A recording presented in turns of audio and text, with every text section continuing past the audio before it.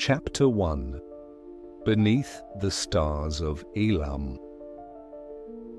Before there was an empire called Persia, before the names of Cyrus and Darius would echo through stone-carved halls and royal inscriptions, there was Elam, a name now faint in the collective memory of the world, but once strong, proud, and deeply sacred.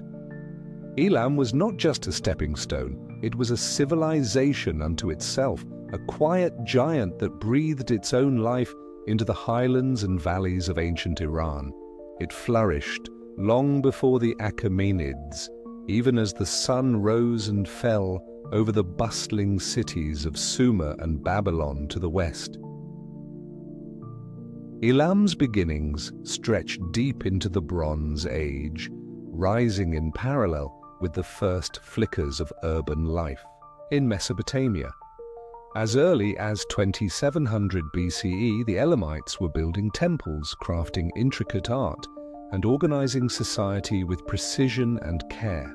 Their realm was a tapestry of city-states, Anshan, Susa, and others, each ruled by local kings yet sharing a distinct spiritual and cultural identity. They were not isolated. Elam traded, fought, and sometimes blended with the peoples of Mesopotamia. But they were also unique with their own language, customs, and sacred symbols. In the eyes of their neighbors, the Elamites were both familiar and foreign.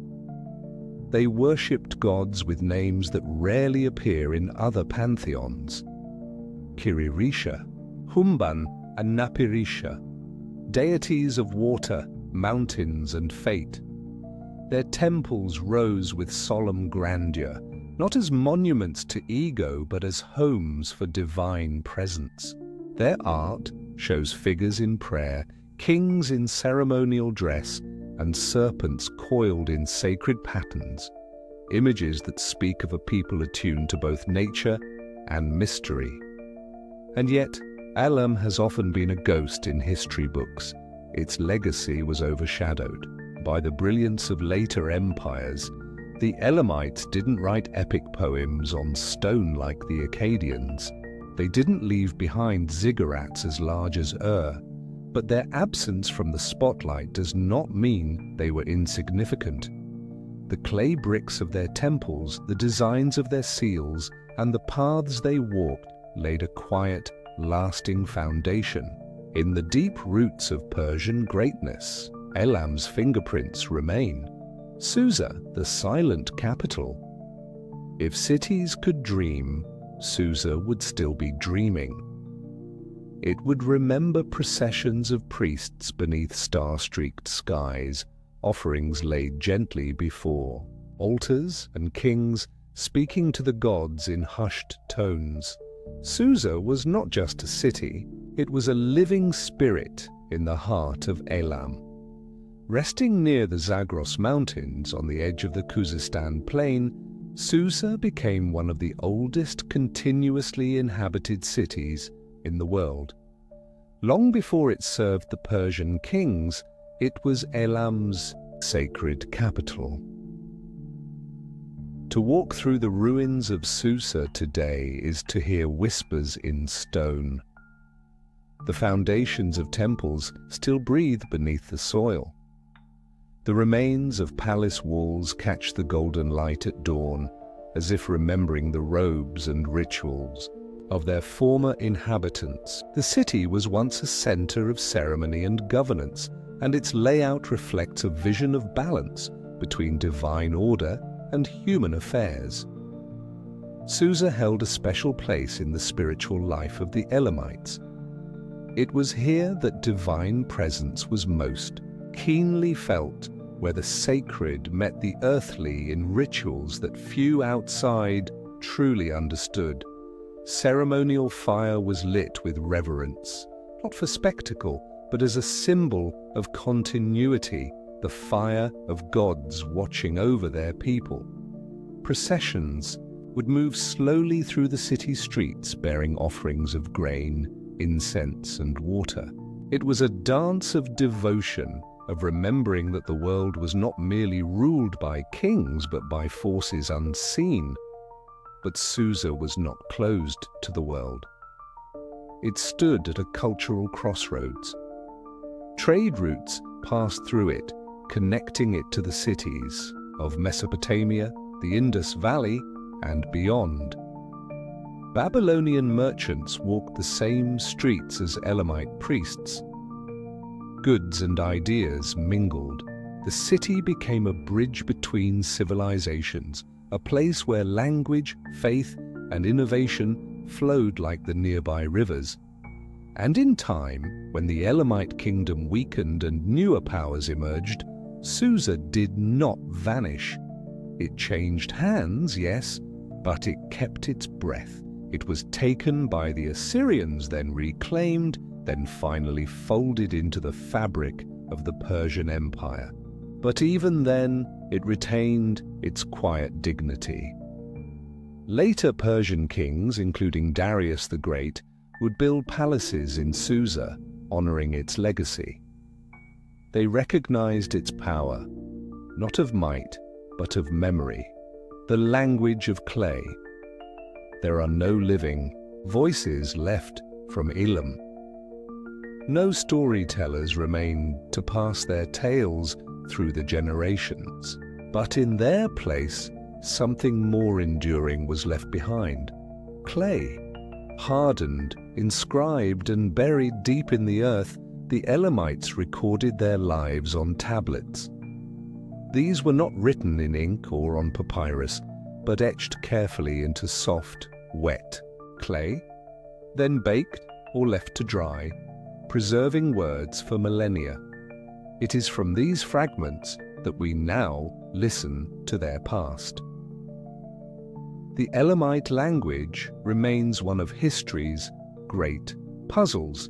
It is unrelated to the Semitic tongues of Babylon or the Indo-European lines of Persia. Its origins are murky, its structure strange to modern linguists. Yet each word, pressed with a stylus into clay, carries the heartbeat of a forgotten people. These tablets do not speak of battles or glory alone. They tell of marriages and births, property disputes, temple donations, harvest tallies, and quiet prayers. They are the soft voice of everyday life, recorded not for us, but for the gods and the law. Cuneiform was the script of choice, adapted and reformed to suit Elamite needs. The wedge-shaped marks seem alien to modern eyes, but they once captured human thought with precision. Some tablets are barely larger than a hand, others heavy and thick with layers of bureaucracy. The scribes were skilled and respected, keepers of tradition and guardians of the written word. With each stroke of the stylus, they froze time, modern. Scholars have only partially decoded this language. We understand enough to catch glimpses of law codes, treaty agreements, hymns of worship, but much still sleeps unread. The clay is patient, though. It does not fade like ink.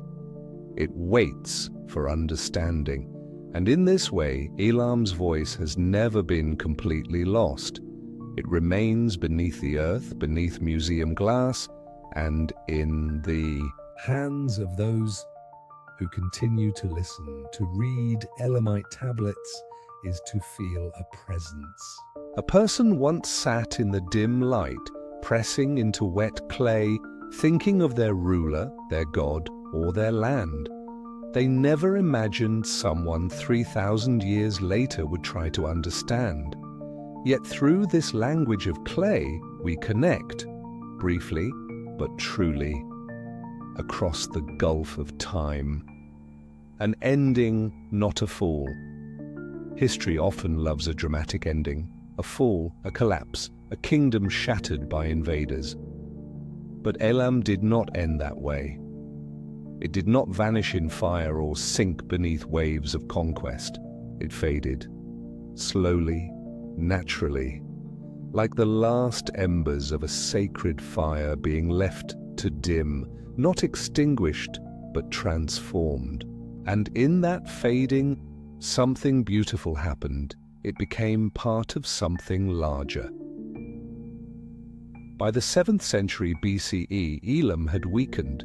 Internal divisions, external pressure, and the rise of nearby powers like the Assyrians and the Medes left it vulnerable. But even then, its cities remained alive. Its temples still stood. Its people still walked the land. They did not vanish. They adapted. Some took on new names, new rulers, and new gods. Others held quietly to old traditions, passing them down in the shadows of rising empires. When the Persians came, first the Medes, then the Achaemenids, they did not erase Elam. They absorbed it. They built upon its foundations. They used Susa as a royal capital. They adopted elements of Elamite administration. Even in their inscriptions, Persian kings sometimes wrote in Elamite alongside Old Persian and Babylonian, showing respect for the language of the land. This quiet continuity is rare in history. It speaks of a people not broken by defeat, but woven into the tapestry of a new era. The Elamites gave Persia more than land and buildings. They gave it depth, a sense of rootedness, a silent wisdom carried in stone and soil. Just as the Nile cradled Egypt, the memory of Elam cradled Persia. And so Elam's story does not end in ruin. It ends in transformation. It is the unseen root beneath the Persian tree, the soft hum beneath royal fanfare, the breath of an old world, reborn in new forms. It reminds us that some legacies do not shout. They whisper. And in the stillness of night, beneath the stars of Elam, those whispers are still there, waiting to be heard. Chapter 2: The Rise of Cyrus the Great. In a land of sweeping plains and jagged mountains, where tribes often rose and fell under the weight of swords, a child was born who would forever change the rhythm of history. He was not born in a palace of marble or under a canopy of gold, but in the rugged hills of Anshan, a region nestled within the ancient landscape of Persia. His name was Cyrus, and from the beginning, something about him was different. Cyrus was the son of Cambyses I, king of the small but proud Persian tribe of the Achaemenids. His mother, Mandan, was the daughter of the Median king Astyages. This lineage placed Cyrus between two worlds: the Medes, rulers of a dominant kingdom in the region, and the Persians, a rising power with ancient traditions. From this blend of blood came a child raised not in arrogance, but in quiet observance. The world Cyrus was born into was brutal. Warlords ruled through fear. Cities were often built on the ashes of those that came before. To reign meant to conquer, to subjugate, and to display power without apology. Yet, even as a young boy, Cyrus seemed drawn not to domination, but to harmony. His teachers saw it in the questions he asked. His generals would later see it in the decisions he made. While others grasped for thrones, Cyrus listened. To people, to patterns, to the deeper music of unity. He grew strong in body and clear in mind. But his true power lay not in how he held a sword, but in how he saw the world. He did not speak of war as glory, but of rule as service. As he matured, he watched the older empires crumble from within, not because they lacked armies, but because they lacked justice. He believed that strength without compassion was hollow.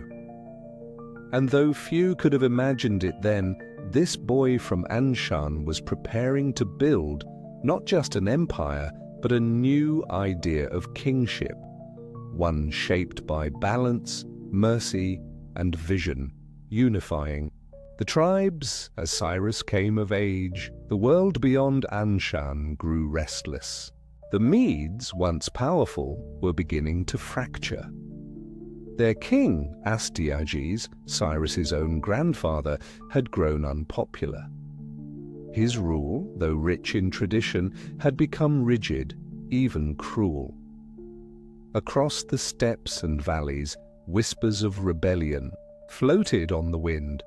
The Persians, though smaller in number, held a spirit unbroken. Cyrus, watching carefully, began to understand his moment had come. But he did not rush. He did not gather armies and strike in anger. Instead, he sought connection. He traveled among the tribes, Persians, Medes, Elamites, and others, not as a conqueror, but as a bridge. He listened to their stories, their wounds, and their hopes. Where other rulers demanded loyalty, Cyrus offered respect, and in return, he earned something far stronger than fear: trust. When he finally moved against Astyages, the war was brief. Many of the Median soldiers, tired of tyranny, chose not to fight. Some even joined Cyrus, believing in his vision. When Astyages was defeated, Cyrus did not execute him. He treated him with dignity. This was unheard of in that time, to spare a rival king. But for Cyrus, this was not weakness, it was wisdom. By absorbing the Medes into his growing realm, Cyrus did something extraordinary. He did not erase their culture, he honored it. He allowed Median nobles to retain their positions. He blended traditions rather than replace them. The Persians and the Medes, once separate, now stood together. It was not unity by force, but by shared purpose. This approach would become a hallmark of Cyrus's reign. Conquest, when necessary, was never cruel. He understood that an empire built on broken spirits would never last. So he built his own inclusion, a mosaic of peoples, languages, and faiths. The tribes who once feared each other began to call themselves one. And in doing so, Cyrus laid the foundation for the Persian Empire, not through fire, but through understanding. Babylon welcomes the king. Perhaps the greatest moment in Cyrus's rise came not with the clash of swords, but with the quiet opening of gates. Babylon, the jewel of Mesopotamia, had stood for centuries as a symbol of power. Its walls were high, its temples were grand, its people, though proud, had grown weary under their king Nabonidus, a ruler more obsessed with rituals than with justice. Discontent rippled beneath the city's golden roofs. Cyrus, now ruler of a vast domain stretching from the mountains of Persia to the plains of Media, turned his eyes toward Babylon. But he did not march in rage. He did not lay siege in cruelty. Instead, he studied, he waited, and he respected the culture he would soon embrace. His army advanced, yes, but not with fire. They came bearing a message: peace, order, and respect for the gods of the land. And then something remarkable happened. As Cyrus approached, the gates of Babylon opened without battle. The people welcomed him, not as a foreign invader, but as a liberator. Priests, elders, and even soldiers accepted his leadership. He entered the city in humility, honoring the gods of Babylon, paying homage in their temples, and assuring the people that their customs would remain untouched. But he did more than that. Cyrus freed the captives held in Babylon, peoples from distant lands who had been brought there in chains. Among them were the Jews, exiled from Jerusalem decades earlier. Cyrus not only freed them, but encouraged their return home. He even helped fund the rebuilding of their temple. For this, he would be remembered in the Hebrew scriptures as a shepherd of God, chosen to restore a scattered people. No other conqueror had done this. No other king had treated the conquered with such kindness.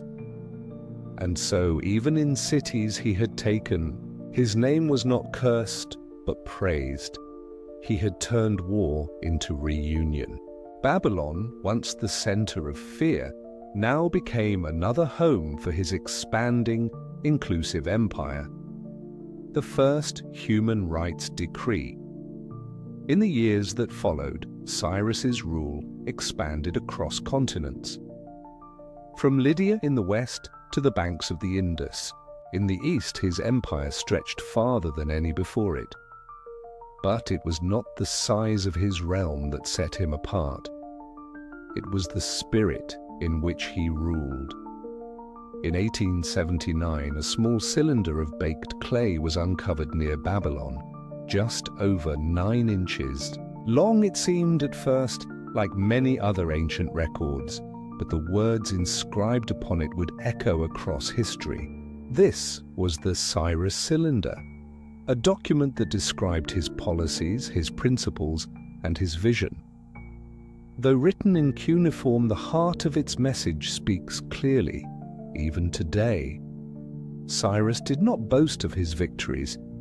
He spoke of returning sacred images to temples, of letting people worship freely, of restoring peace where chaos had once reigned. He did not claim divine right to dominate, but a duty to protect. Scholars have often called this the first human rights charter, not in the modern sense of democracy, but in the ancient sense of dignity. In a world where rulers carved their triumphs into stone as warnings, Cyrus carved compassion. He did not erase the past, but restored it. He did not silence the voices of the conquered, but amplified them. His rule was firm, but fair. His vision was not for one people, but for all. The Cyrus cylinder now rests in the British Museum, a relic of stone, but a breath of humanity. It has inspired leaders centuries later, including in the framing of constitutions and declarations of freedom.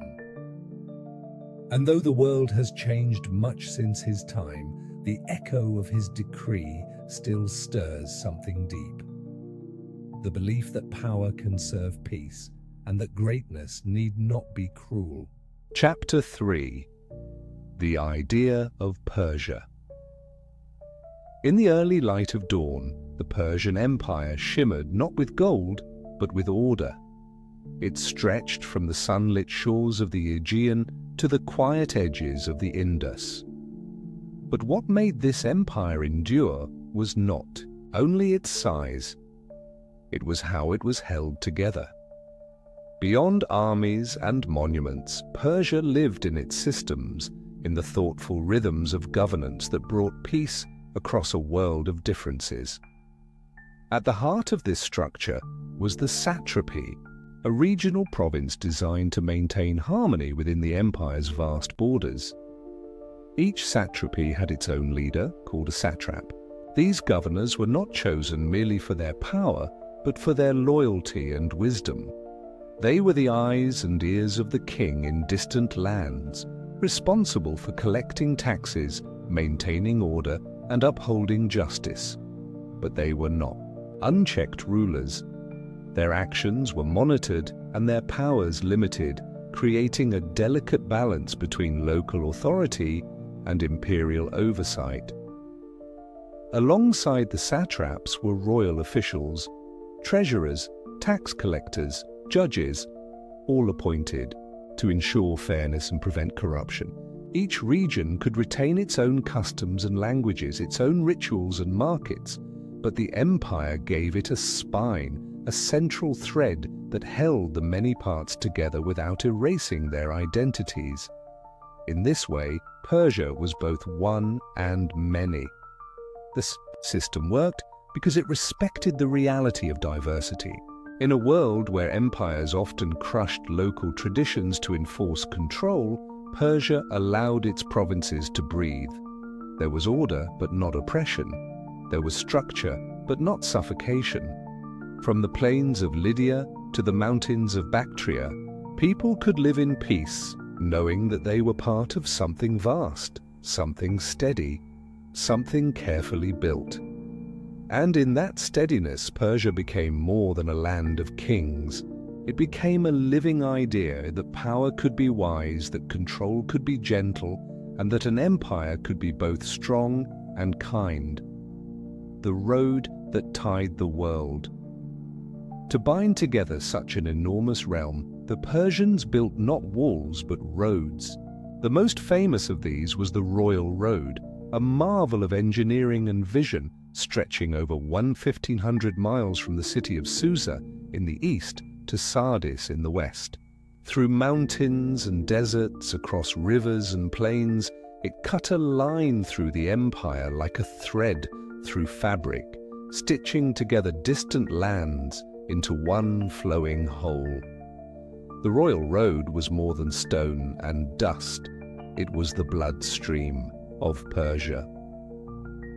Along it, messengers could ride with royal seals, traveling in relays on horseback, reaching the far ends of the empire in mere days. What once took weeks by foot now took only a few nights under the stars.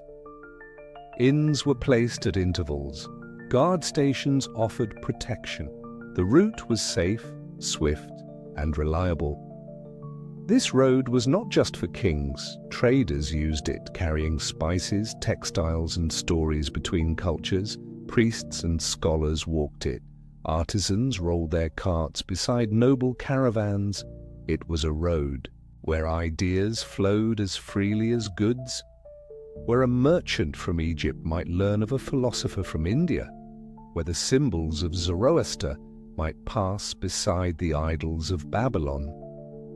Through the Royal Road, the empire was not just connected, it was in conversation with itself. Each satrapy was a voice, and the road was the breath between them.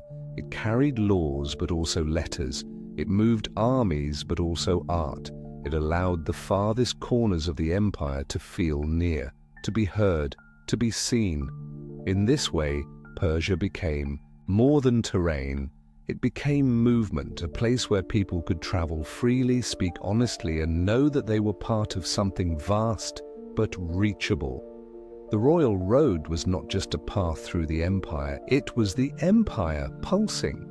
With life beneath 1,000 skies, law beyond the sword, many kingdoms have ruled with swords. Persia chose law. While war built its borders, it was justice that held them. Under the rule of Darius the Great, the empire took a bold and careful step to codify law not as a tool of fear, but as a foundation of fairness. This was no small task. The empire held dozens of cultures, each with its own way of settling disputes and honoring contracts. Darius understood that without a shared structure, even unity would fracture. So he ordered the gathering of laws. Scholars and judges from different lands came together to record customs and create clarity. They didn't erase local practices. Instead, they organized them, giving them shape within a larger frame. It was not law to conquer, it was law to guide. From civil matters like property and inheritance to criminal justice and commerce, the laws created under Darius brought predictability to life. Contracts could be enforced across provinces, judges were trained, disputes were resolved not by personal revenge, but by structured process. There were even early forms of appeal, a recognition that justice must be watched carefully, and all of this was done with an eye toward equality. Though kings still reigned and wealth still shaped fate, the law spoke for those who could not shout. In a time when many rulers believed they were above the law, Persian kings placed themselves beneath its shadow.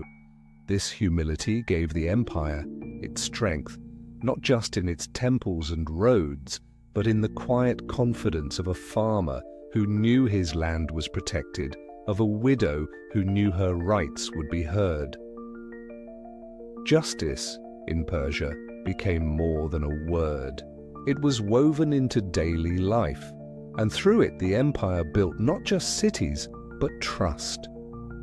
Harmony among faiths. In the grand halls of Persepolis and the sacred fires of Zoroastrian temples, one might expect to see a single vision of divinity, a single god, a single faith. But Persia was different. It did not fear other beliefs, it welcomed them. It understood something many empires forgot, that peace among people begins with peace among their gods. Though Zoroastrianism was the guiding light of the Persian court, with its emphasis on truth, light, and the eternal struggle between good and evil, it did not eclipse the religions of others. Persian kings, from Cyrus to Darius, made offerings at the temples of Marduk in Babylon, respected the gods of Egypt, and supported the rebuilding of the Jewish temple in Jerusalem. They gave space for worship, for sacrifice, for silence. This policy of tolerance was not born from indifference, but from wisdom. An empire stretched across so many lands could not survive by crushing belief. It had to breathe with it. By allowing people to worship freely, Persia became a sanctuary of difference, where fire temples stood near shrines to Ishtar, and prayers in Aramaic echoed beside chants in Old Persian. Even in administration, this harmony was visible. Religious leaders were often respected as local authorities.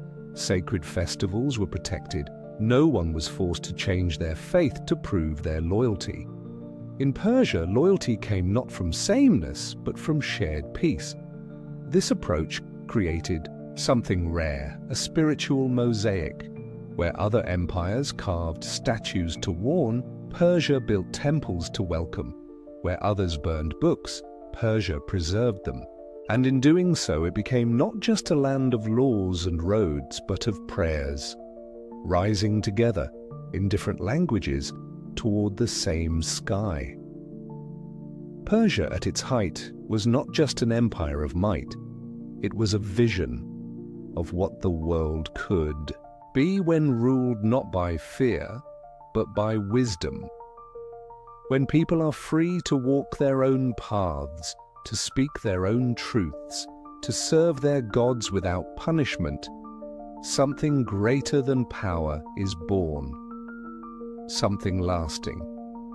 And so, the Persian Empire endured, not only in stone or in script, but in spirit. A quiet lesson from the past, whispered gently through time. Chapter 4. Darius the Visionary. The winds over Persia once carried uncertainty. In the year 522 BCE, after the death of Cambyses II, the great empire teetered on the edge of chaos. The royal line was broken. A man claiming to be Bardia, the brother of Cambyses, took the throne.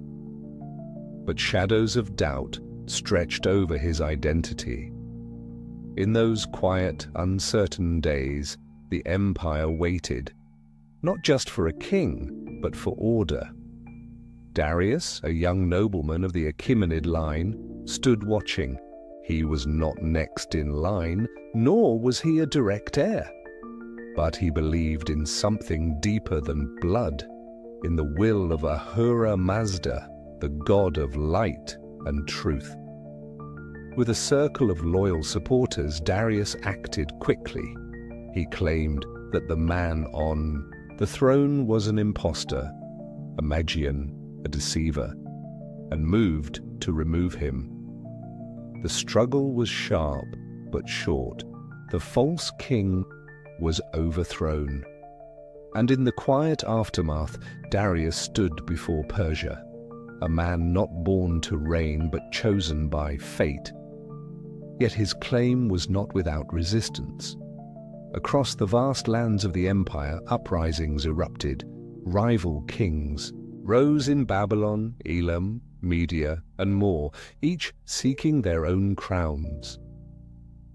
But Darius was not merely brave, he was methodical. One by one he put down the rebellions. He fought with determination, using both sword and strategy. Each victory was more than a battle won. It was a thread stitched back into the fabric of unity. And with every defeat of a pretender, his rule grew not only in strength, but in legitimacy. To many, it seemed as though the gods had spoken. Darius declared that Ahura Mazda had chosen him to restore order. His early rule, filled with blood and boldness, was a storm that cleared the sky.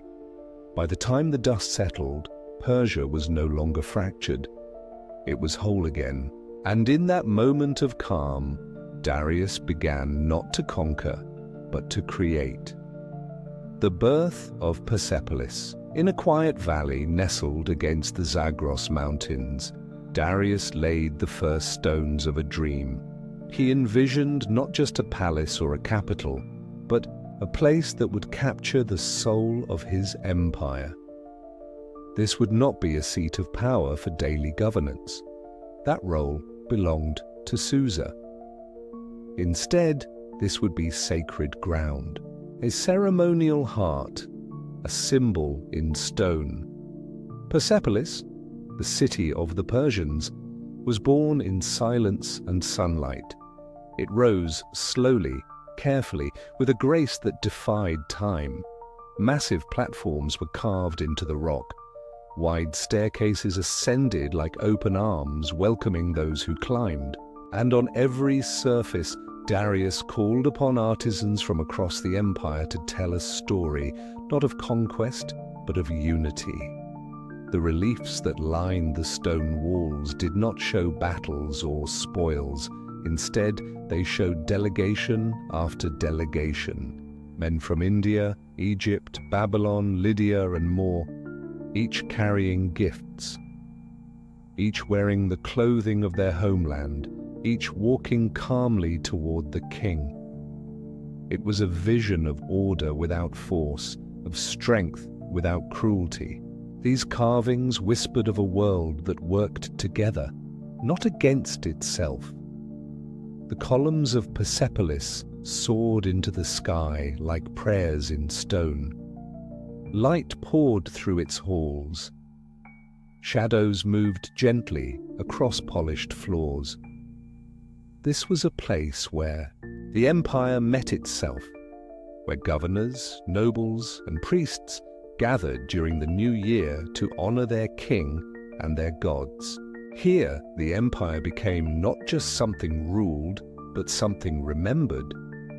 Though much of Persepolis would be completed by later kings, it was Darius who breathed life into it. He planted the idea, designed the vision, and gave the world a monument not to war, but to beauty and belonging. And in the stillness of that stone city, the idea of Persia, grand, ordered, and sacred, found a home. From Nile to Indus. While Darius built palaces and carved ideals into stone, he also looked outward. His gaze fell across the horizon, toward the rivers, deserts, and mountains that marked the edges of his world. The empire was strong, but it was not yet whole. And so, with measured purpose, Darius moved to expand, not with reckless hunger, but with the calm steps of a strategist. To the west, he secured the lands of Egypt. It had once been a proud and ancient kingdom, now folded into the Persian realm. But Darius did not erase Egypt. He respected its gods, preserved its temples, and even adopted pharaonic titles. He ordered canals to connect the Nile with the Red Sea, easing trade and movement. Egypt was not conquered, it was embraced. To the east, his armies crossed into the lands of the Indus Valley. This marked the furthest edge of Persian rule, where the empire brushed against the mystery of India. Here, Darius welcomed new customs, new knowledge, and new faces into his mosaic. Tribute flowed not only in gold, but in ideas, spices, and wisdom. Northward, he secured the edges of Central Asia, a wild region of nomads and wind-swept plateaus. Southward, he touched the edge of the Libyan sands. In each direction, he brought more than soldiers. He brought roads. He brought laws. He brought a vision that could stretch across miles and still hold meaning. But these expansions were not just about lines on a map. They were about connection. New lands meant new voices, new trade routes, new possibilities. The Persian Empire became the largest the world had ever seen. Yet it did not collapse under its weight because it did not demand sameness. It welcomed difference. And Darius, with his quiet authority, made sure that this growing empire was still one body, even as it held many hearts. His word in stone high above the plains of western Iran, carved into a sheer cliff face, a message waits in silence. The Behistun inscription, and vast and solemn, stands as Darius's eternal voice. It is not written on paper or whispered in courts. It is etched into living rock, meant to endure wind, rain, and time. The story it tells is simple, yet profound. It begins with the chaos after Cambyses, the false king, the revolts, the wars. It tells of Darius's victories, how he overcame 9 impostors who claimed false thrones. It names the provinces, it records the dates, it lists his battles. But more than history, it speaks of purpose. Darius does not claim he ruled by strength alone. He invokes Ahura Mazda, the god of light, as the source of his power. The inscription repeats a single phrase: "By the will of Ahura Mazda, I am king." This was not empty ritual. It was Darius's way of saying that his rule was guided, not seized, that justice, not ambition, was his compass. The Behistun text is written in 3 languages: Old Persian, Elamite, and Babylonian, so that all peoples of the empire might hear. This was not arrogance, it was communication. It was Darius speaking across distance, across culture, across time. And what he offered was not just a story of victory, but a mirror of ideals, a belief that truth matters, that kings must account for their power. That memory should not be shaped by rumor, but by clarity. The carving is not beautiful, it is bold, it is vast, it is steady. Today, the Behistun inscription stands as one of the great treasures of the ancient world, not because it boasts, but because it explains. In its words, we hear the breath of a king who believed in vision, in order, and in the silent power of stone. Chapter 5. Persia meets Greece. In the quiet harbours of Asia Minor, where the sea lapped gently at the docks of Ionian cities, a slow tension began to rise.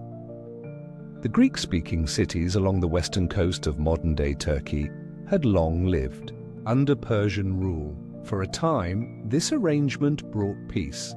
The Persians, practical in nature, allowed the cities to keep their customs, their language, even their trade routes. But beneath the surface, unrest brewed, stirred by pride, by distance, and by the subtle clash of cultures. The Ionian Greeks were spirited and fiercely independent. Their cities, like Miletus and Ephesus, had once governed themselves, proud of their autonomy and rich in tradition. Under Persian control, that independence had dulled. Satraps were appointed, tribute was expected. And while Persia was not harsh, it was firm. Over time, resentment grew, like smoke rising from still waters. The spark came in 499 BCE. Aristagoras of Miletus, a local leader with grand ambitions, ignited a rebellion. He sought help from mainland Greece, from Athens and Eretria, and received it. The idea of defying Persia appealed to the Greek spirit. Together, the rebels launched a daring attack, even managing to burn the Persian regional capital of Sardis. The flames climbed high into the sky, a signal to the world that the Greeks had struck the empire. But the fire did not last. Persia responded with overwhelming force. The rebellion was crushed town by town, harbor by harbor. By 494 BCE, the revolt had ended in tragedy, with the city of Miletus reduced to ruins and its people scattered or enslaved. Yet the damage was not only physical. The revolt planted a seed of distrust that would never fully wither. To Persia, the Greeks were troublemakers, ungrateful, chaotic, and defiant. To Greece, Persia was now more than a distant power. It was an enemy. Though the Ionian revolt was small in scale, it stirred ancient emotions on both sides. Pride had been wounded. Honor had been tested. And in that uneasy silence after the storm, a new chapter of conflict was quietly being written, one that would echo through generations. Marathon's breath. The memory of Sardis burned in the mind of Darius. To him, the Greek support for the Ionian revolt was not merely a local disturbance, it was an insult. And so, in 490 BCE, the great king turned his attention westward. He gathered his forces and launched a campaign across the Aegean Sea.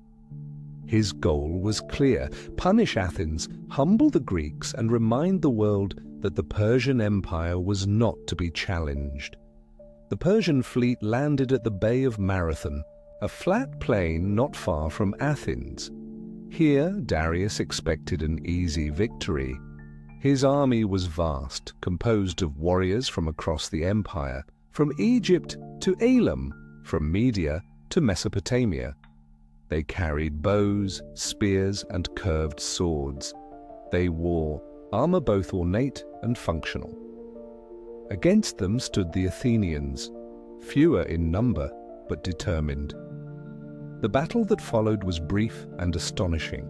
The Greeks, using tight formations and sheer resolve, charged the Persians head-on. They broke through the center, pushed the flanks, and turned chaos into retreat. The Persians, surprised and disoriented, fled back to their ships. Athens had won. The Battle of Marathon was not a grand war. It was a single clash on a narrow stretch of land. But its meaning traveled farther than any soldier. To the Greeks, it proved that a free people could stand against an empire. To the Persians, it was a reminder that even the smallest of fires could sting. The name Marathon became more than geography. It became legend.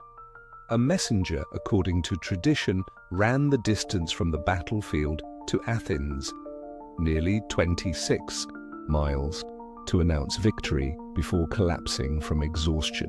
Whether myth or truth, the story captures what Marathon meant: breathless defiance, swift and sudden, echoing through the pages of time.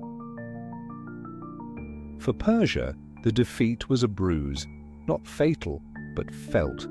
Darius returned east, his thoughts no longer just of tribute and rule, but of unfinished business. He would not forget Marathon, nor would his son.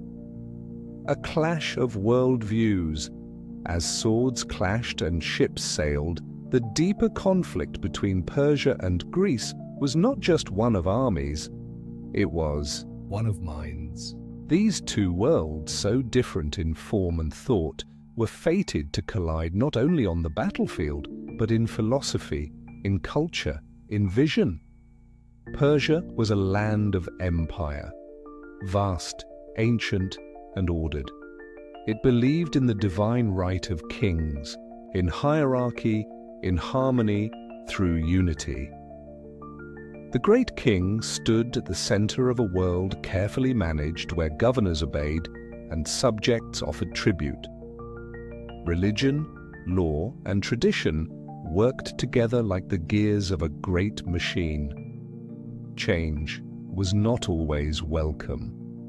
Stability was sacred. Greece was smaller, fragmented, and loud with debate. Its city-states, Athens, Sparta, Corinth, and others, often quarreled with each other. But they shared a spirit of independence. In Athens, citizens voted on laws.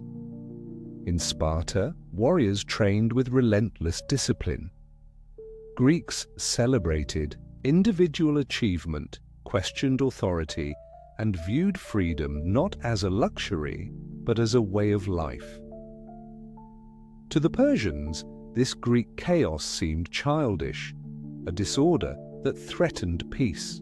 To the Greeks, Persian rule felt suffocating, a gilded cage, no matter how efficient. When they looked at each other, they saw not just foreign customs, but opposing values. This was the heart of their rivalry, not land, but meaning. Persia offered order and greatness through obedience. Greece offered identity and glory through freedom. Both believed they were right. Both believed the other was blind. And so when soldiers marched and fleets set sail, they did so not just for victory, but for the soul of their world. The clash between Persia and Greece would not be easily settled, because it was more than deep war. It was a mirror, reflecting the hopes and fears of two ancient civilizations trying to define themselves in the face of each other. The war not over. After the dust of Marathon had settled, Darius began preparing for a larger campaign. He would raise a new army, grander than before, and strike with the full weight of Persia's might. But time would not wait. In 486 BCE, Darius died. His son, Xerxes, inherited the throne, and the grudge. Xerxes was not content to leave the Greek matter unresolved. He was raised in the courts of Persepolis, steeped in ceremony, surrounded by visions of empire. He believed in Persia's mission, in its divine order, and in his duty to finish what his father had begun. So he set about preparing the most massive invasion force the world had yet seen. For years Persia built. Men were conscripted, ships were constructed, supplies gathered from every corner of the empire. Bridges were built across rivers, canals were dug to guide fleets.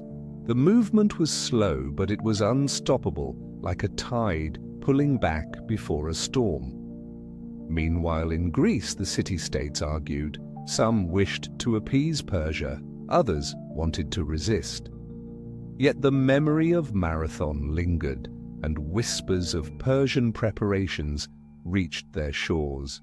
A new generation of leaders emerged, men who saw what was coming and knew that their time was short. Xerxes' campaign would come, and when it did, it would be like no other. Battles would rage at Thermopylae, at Salamis, at Plataea. Great kings and humble farmers alike would find themselves woven into the same ancient struggle. But that story was still ahead. For now, the Greek world stood uneasy. Persia, vast and certain, loomed once more. The war was not over. It had only paused, drawing a breath before the next storm. Chapter 6: Xerxes and the Fire of Vengeance.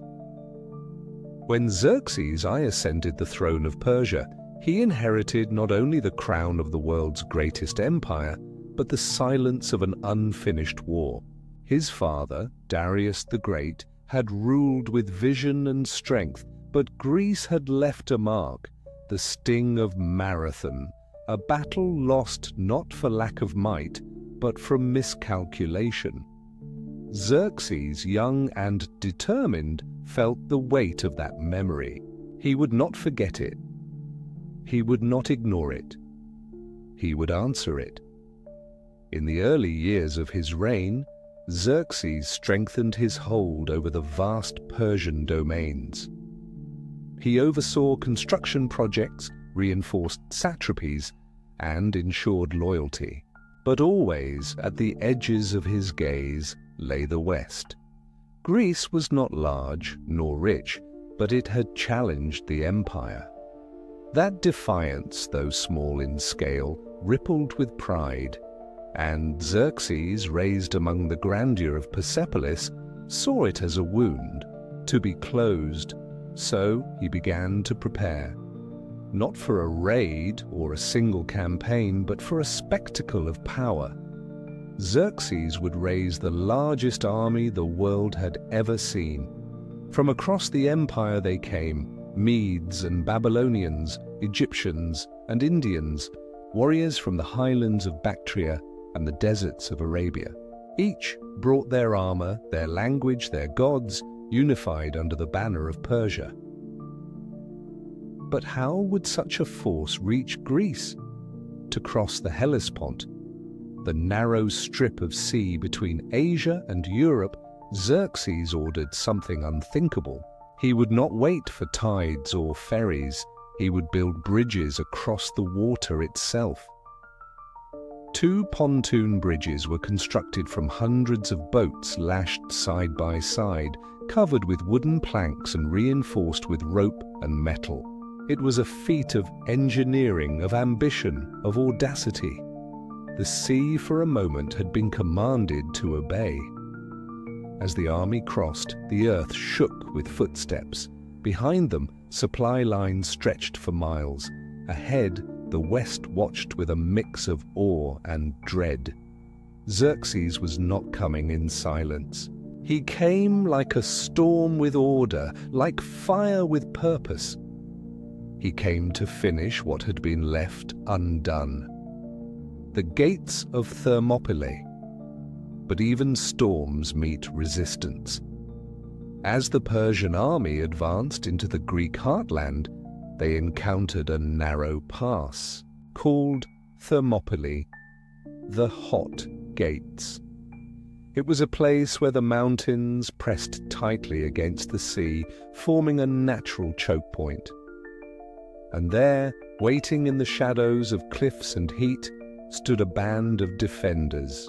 Led by King Leonidas of Sparta, they were no match in numbers, but they carried a deeper resolve. Among them were 300 Spartans, hardened by years of training, bound by oaths of honor. Beside them stood allies from other Greek cities, Thespians, Thebans, and more. Altogether, they were perhaps a few thousand men. Against them, hundreds of thousands approached. Yet they did not run. For days the Greeks held the pass. They fought in tight formation, using the terrain to their advantage. Wave after wave of Persian forces crashed against them, but the line held. Spears and shields moved like breath, steady, unbroken. Xerxes, watching from afar, expected the Greeks to scatter. Instead, they stood, and the world noticed. Eventually, a local betrayed the defenders, revealing a hidden path through the mountains. Persian forces flanked the Greeks, surrounding them. Knowing the end had come, Leonidas and his men fought to the last. They were cut down, but not forgotten. The stand at Thermopylae was not a strategic victory. Persia passed through, but something deeper was left behind. In the smoke and blood of that narrow gorge, a symbol had been born, of courage against fate, of honor over fear. Even Xerxes, in his march of vengeance, could not erase it. The burning of Athens. After Thermopylae, the road to central Greece lay open. Xerxes moved swiftly. Cities surrendered or were abandoned. And finally, he reached his destination, Athens. The heart of Greek culture, of debate and philosophy, stood now empty. Its people, warned by the oracle of Delphi and guided by their leaders, had evacuated to nearby islands, particularly Salamis. Still, Xerxes entered the city, and there, amid temples and statues, he lit the fires.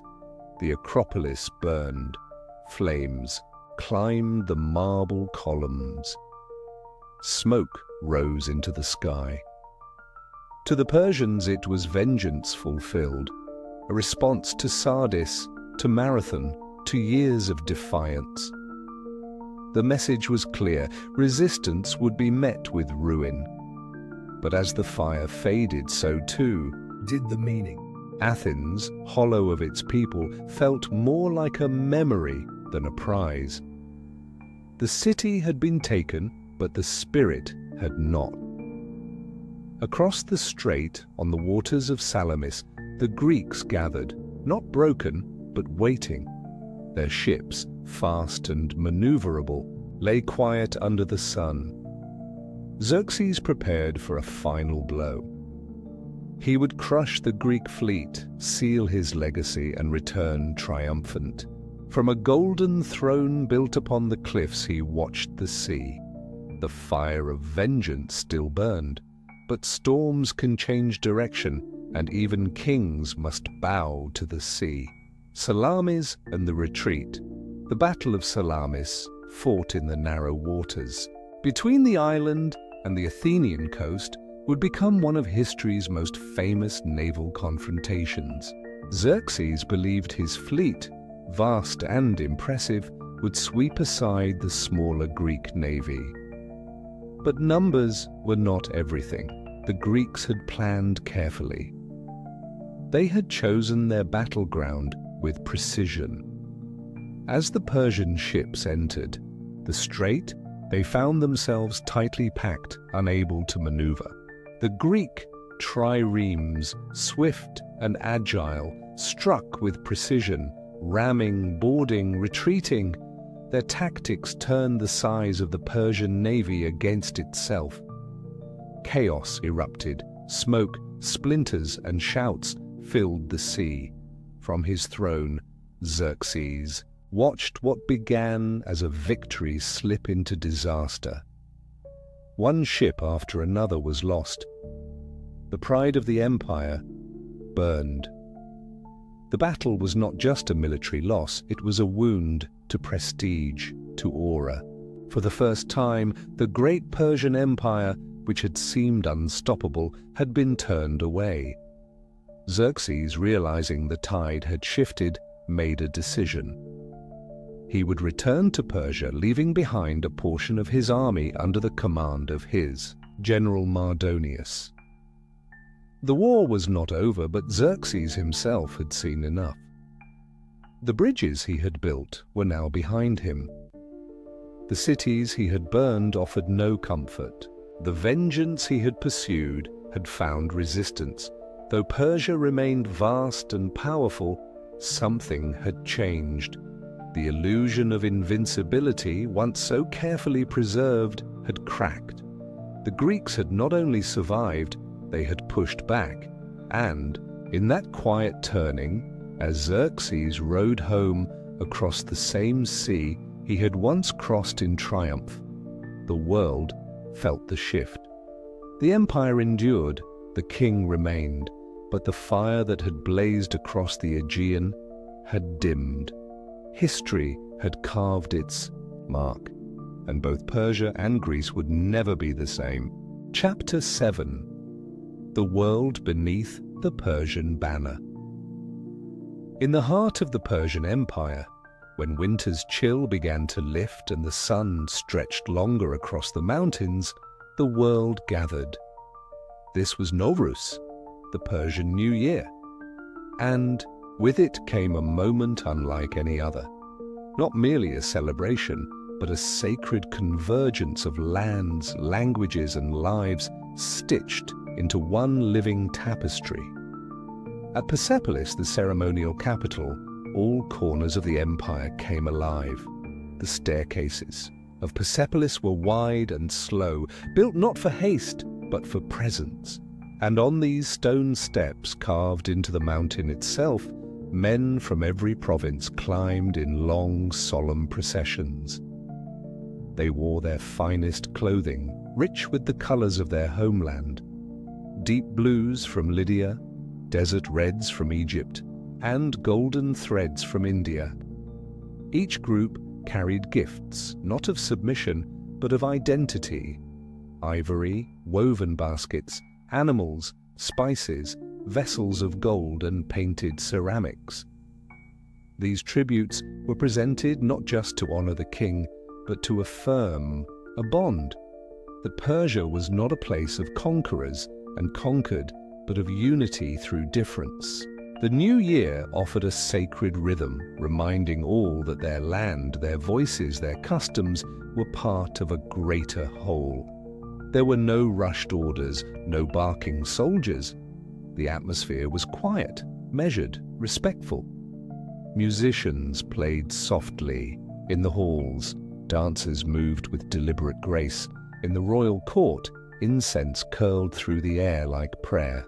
The king, often Darius or Xerxes, received the envoys in robes of deep color, seated not above, but among symbols of justice and divinity. It was a moment of renewal, of reflection, of reaffirming that the empire was more than its armies or its laws. It was a garden of cultures blooming together in a single season of peace.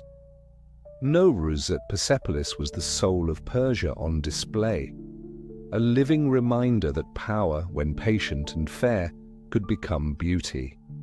Traders and caravans beyond, the palaces and processions, another world moved steadily across the empire's open roads. This was the world of merchants, quiet travelers who, with camels and carts, stitched the vast terrain together, not with war, but with trade. The royal road, stretching from Sardis in the west to Susa in the east, pulsed with life. But it was not alone. A web of smaller routes branched off from it, winding through valleys, mountains, and deserts. Caravans moved across them like slow rivers, bringing goods, news, and dreams from one province to another. From India came spices, cardamom, cinnamon, turmeric, wrapped in cloth to preserve their strength. From Egypt came glass, scrolls, and fine linen. From Babylon there were books and charms. Central Asia offered horses, furs, and precious stones. Each good carried with it more than weight. It carried the scent, the touch, the essence of distant lands. Along the roads stood stations, rest stops known as caravanserais. Here, travelers could sleep, feed their animals, and share meals beside strangers who spoke different tongues but shared the same dust. The air in these places was always thick with stories, some true, some wild. They were the lifeblood of the empire's exchange. And trade was not only material. Ideas traveled too. Languages blended, crafts evolved, technologies shifted hands. A merchant from Sogdia might return home with Egyptian mathematics, a Babylonian trader might tell tales of Indian medicine. This movement, slow and constant, was the empire's heartbeat. Persia at its height was not held together by chains, but by roads that hummed with possibility. And in the quiet footsteps of traders, we see the empire not from above, but from within, warm, human, enduring, faith without fear. Among the most astonishing features of the Persian Empire was not its architecture or armies, but its silence. The silence of peace between faiths. In a world where gods were often defended with blood, Persia made space. It listened, it allowed, and in that space, belief thrived. Zoroastrianism, the faith of the royal house, burned quietly in fire temples. Flames eternal and tended with care, symbolized purity and the cosmic struggle between truth and falsehood. Priests wore white robes, rituals unfolded in silence and simplicity, but these rites were not enforced on others. Elsewhere in the empire, Jewish communities rebuilt temples and practiced Sabbath. After their exile by Babylon, it had been Cyrus the Great, a Persian, who allowed them to return and worship freely. In Elephantine Egypt, a Jewish colony lived in peace under Persian oversight. In Babylon, temples to Marduk still stood, their priests unharmed. Greek gods were honored in Western provinces. In India, local beliefs continued untouched.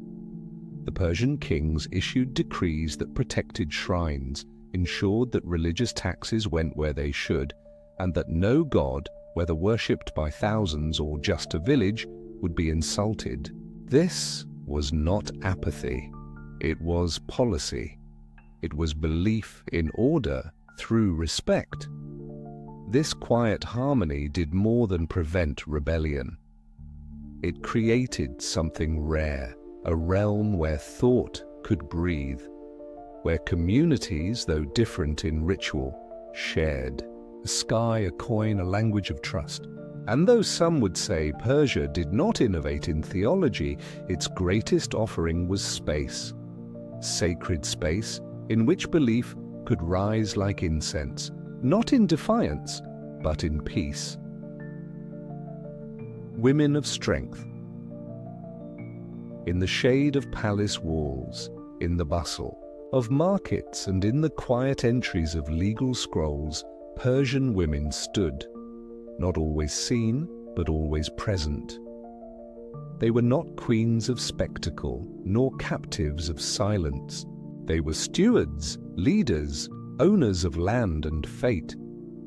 And while their names may not echo like those of kings, their impact was woven deeply into the daily life of the empire. From royal estates came records, tablets and inscriptions noting women who managed servants, oversaw rations and commanded respect. Some held titles, some had seals, others simply acted and were obeyed. These women could inherit, could sue, could be mentioned in contracts not as property, but as persons. In the Achaemenid court, queens held ceremonial roles but also advised, managed and influenced. In Susa and Persepolis they appeared in processions, and public life, their names recorded beside land deeds and allocations. In the countryside, women worked fields, ran households and taught the next generation. Their presence also extended to religion. Zoroastrianism, with its reverence for purity and balance, honored the role of women in maintaining the sacred order. Priestesses existed, mothers were revered, daughters were cherished not just for beauty, but for wisdom. And yet their strength was often quiet, not heralded in public monuments, but passed down in land records, in estate documents, in whispered respect. They shaped the rhythm of homes, the legacy of families, the decisions of the future.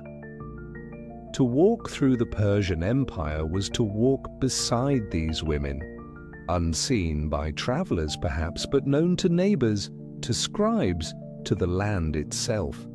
They did not need statues, they had roots, and those roots ran deep.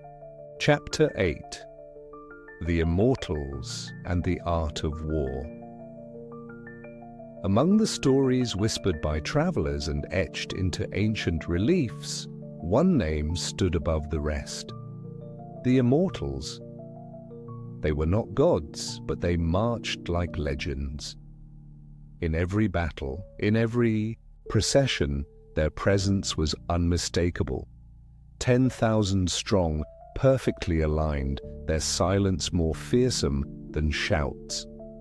Clad in layered armor that shimmered like the scales of a serpent, they moved with precision, never rushing, never scattered. Beneath their robes were tunics of fine silk, light enough to breathe in the desert heat, strong enough to resist blades. Their shields were made of woven cane and leather, curved and elegant. Each warrior carried a spear, a short sword, and a bow. They were not just soldiers, they were symbols of the empire's discipline. The name Immortals did not come from invincibility. It came from the illusion they created. When one man fell in battle, he was immediately replaced, maintaining the unit's exact number, 10,000. To enemies watching from across the field, it seemed as though these warriors could not die, as though Persia's will marched in eternal flesh. The Immortals were always present at the empire's greatest moments. They guarded the king, stood watch at Persepolis, and led charges across the known world. They came from noble families, trained from youth, and held their place not only through strength, but through loyalty and silence. They did not boast, they did not break ranks. They were the rhythm of Persia's heartbeat, steady and proud. In times of peace, they walked through ceremonial halls like shadows of the past. In times of war, they stepped forward, not as conquerors, but as keepers of order. And in their unbroken lines, Persia's strength took form, not in chaos, but in control. The power of cavalry. While the Immortals formed the backbone of the Persian army, the cavalry gave it wings. Across the empire's vast and varied lands, horsemen were the swift breath of its campaigns, riding from the snowy hills of Media to the open deserts of Arabia, from the fertile plains of Mesopotamia to the rugged passes of Bactria. Persian cavalry was not a single type, but a layered force of specialists. There were archers who rode at full gallop, turning in their saddles to release volleys with astonishing precision. Their arrows, light and deadly, could rain down on an enemy before swords ever crossed. Then there were the lancers, armored riders with long spears, charging in coordinated waves to break formations and scatter infantry. These horsemen trained daily. They learned not just how to ride, but how to think as riders, how to move, like wind, appear from nowhere and vanish into silence. Their horses, bred in the empire's central plateaus, were sturdy and fast, conditioned to endure long journeys and hard battles. In many campaigns, it was the cavalry that decided the outcome. Their ability to outflank, encircle, or retreat on command made them the empire's most flexible weapon. While slower foot soldiers held the line, the horsemen danced across the battlefield, adjusting, probing, striking where weakness appeared. Their power was not just in skill, but in trust. These riders were often tribal allies, Medes, Scythians, Sogdians, whose loyalty had been earned through respect and reward. They did not fight only for gold, but for honor within the empire's grand design. And when the drums of war fell, silent, these same riders patrolled the empire's roads, delivered royal decrees, and served as living bridges between regions. In every hoofbeat, Persia moved quickly, elegantly, and without pause. War as spectacle. To fight for Persia was not merely to clash weapons. It was to take part in something ceremonial, something vast. For the Persians, warfare was a sacred act, not chaos, but choreography.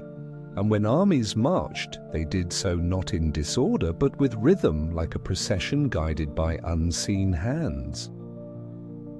Before battles began, standards were raised high into the sky, tall banners with emblems of lions, eagles, or the sacred Faravahar. These were not just flags, they were symbols of cosmic order, reminders that the army did not fight for conquest alone, but for harmony, justice, and divine truth. Musicians followed the troops, their drums and horns signaling formations and movements. The music was not only functional, it set the tone, it filled the air with a hum of tension and purpose. Some soldiers wore gilded armor, not to dazzle, but to reflect the splendor of the king's presence, a visual reminder that the empire's heart beat within them. In the days before battle, rituals were performed. Prayers were offered to Ahura, Mazda. Sacrifices, often symbolic, were made to bless the campaign. The generals spoke to their men not as tyrants, but as stewards of the empire's will. It was not the absence of fear that drove them. It was the presence of meaning. Even after battles, the Persians recorded their victories not in brutal monuments, but in inscriptions that emphasized justice, order, and the restoration of peace. War, to them, was not an end. It was a tool, one used with care, with ceremony, and only when persuasion failed. To their enemies, this ritualistic approach may have seemed strange. But for Persia, it was essential. It transformed violence into something bearable, chaos into something controlled. And in that transformation, the empire revealed its soul, disciplined, symbolic, and deeply aware of the line between power and purpose. Diplomacy over destruction. Though Persia had the strength to burn cities and shatter walls, it rarely chose to do so. Unlike many empires that saw war as glory, the Persian kings saw diplomacy as wisdom. They knew that a city spared could become an ally, a culture respected could become loyal. And a peaceful victory, though quieter, often lasted longer than one won by force. When Persian armies approached a city or province, messengers were often sent ahead. These envoys carried the king's words, invitations to join the empire in exchange for safety, status, and autonomy. Local leaders who accepted were allowed to rule under Persian oversight. Their gods remained honored. Their laws, when fair, remained intact. What Persia offered was not erasure, but inclusion. This approach worked. Many cities surrendered without battle. Their people were not enslaved. Their temples were not torn down. Instead, they became part of the empire's vast quilt, one more thread in its design. Even when resistance did come, punishment was often targeted. Rebellious leaders might be replaced, but the people were spared. The goal was not to destroy, but to correct, to restore harmony where it had been lost. This policy extended beyond warfare. Persian ambassadors were known for their dignity and patience. Treaties were written in multiple languages. Alliances were built not just through threats, but through marriage, shared rituals, and trade. In this way, the empire grew wide without growing brittle. Its strength lay not only in its weapons, but in its welcome. Persia became a home for many, not through fear but through fairness. And so in the end, the art of Persian warfare was not just about formation or force, it was about balance between might and mercy, between ceremony and strategy, between silence and speech. Under its banner marched not just armies, but an idea that the greatest victories are those that leave the world standing. Chapter 9. Shadows in the Court. At its height, the Persian Empire stretched across 3 continents, a vast realm of roads, palaces, and provinces governed by laws, rituals, and majestic calm. But even as the surface glistened with gold and ceremony, within the walls of the royal court, something more elusive stirred. Shadows. Power, once firm in the hands of kings, began to shift subtly, silently. In the candle-lit corridors of Susa and Persepolis, whispers carried farther than armies. The palace, once a place of order, became a stage for delicate and dangerous plays, where ambition moved not through swords, but through silence. The king was the center of the empire, but he could not see everything. Around him gathered advisors, scribes, generals, and eunuchs, each with their own loyalties, fears, and aspirations. In this layered world, influence became its own currency, and loyalty could turn brittle under pressure. Assassinations were rarely loud. They came in the form of poisoned wine, of a misplaced blade in the night, or the sudden silence of a rival who had spoken too freely the day before. Kings no longer feared foreign invaders as much as they feared their own kitchens, their own beds, their own kin. Eunuchs, once mere servants, rose as key gatekeepers to royal power. They controlled access to the throne room, passed messages between rulers and ministers, and could make or unmake a prince with a single nod. Their neutrality was valued. They had no dynasties of their own to protect. Yet even they were drawn into games of allegiance and survival. As time passed, these internal forces grew bolder. They no longer simply served the throne. They shaped it. They influenced decisions, silenced threats, and sometimes chose who would live and who would rule. The throne remained gilded, but beneath its cushion, daggers waited. The Persian Empire had been built on structure, on discipline, on the steady beat of purpose. But now, inside the court itself, that rhythm was breaking. The empire still marched outward with grandeur, but inward it had begun to tremble. The rival sons. Succession in Persia had never been simple, but as the centuries passed, it became perilous. Kings were mortal, but power lingered, and many reached for it before their time. The Achaemenid line believed in divine favor, in the right of kingship passed from father to son, often with ceremony, often with fire and oath. Yet the reality was more fragile. As soon as a king grew old or ill, the question of his heir became a spark near dry wood. Princes were groomed from birth. While still boys, they were given tutors, guards, and private audiences. They learned to speak before they could lead, to command before they could truly understand the cost of obedience. Many were sent to distant provinces as governors where they were both trained and tested. But distance bred independence, and ambition, once awakened, rarely slept again. Brothers turned on brothers. Sons plotted against fathers. Mothers whispered promises into their children's ears, all of destiny, of birthright, of vengeance for slights real or imagined. The court became a battlefield of invisible lines where alliances formed like storms and loyalty shifted like sand. Sometimes the chosen heir was clear, and transitions occurred with grace. But more often, claimants multiplied.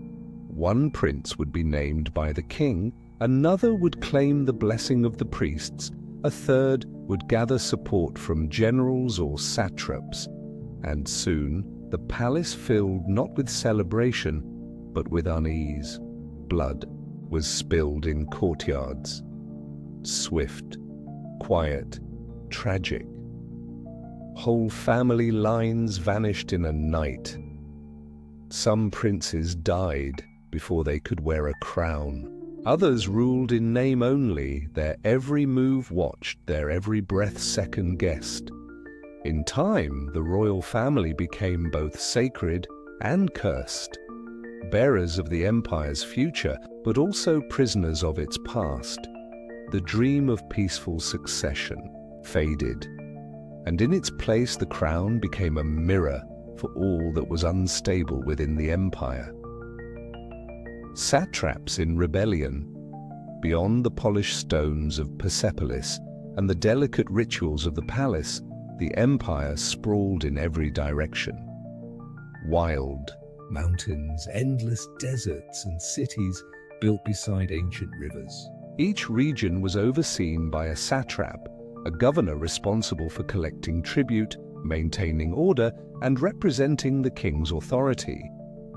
But as the throne weakened, the outer reaches of the empire began to pulse with a different rhythm.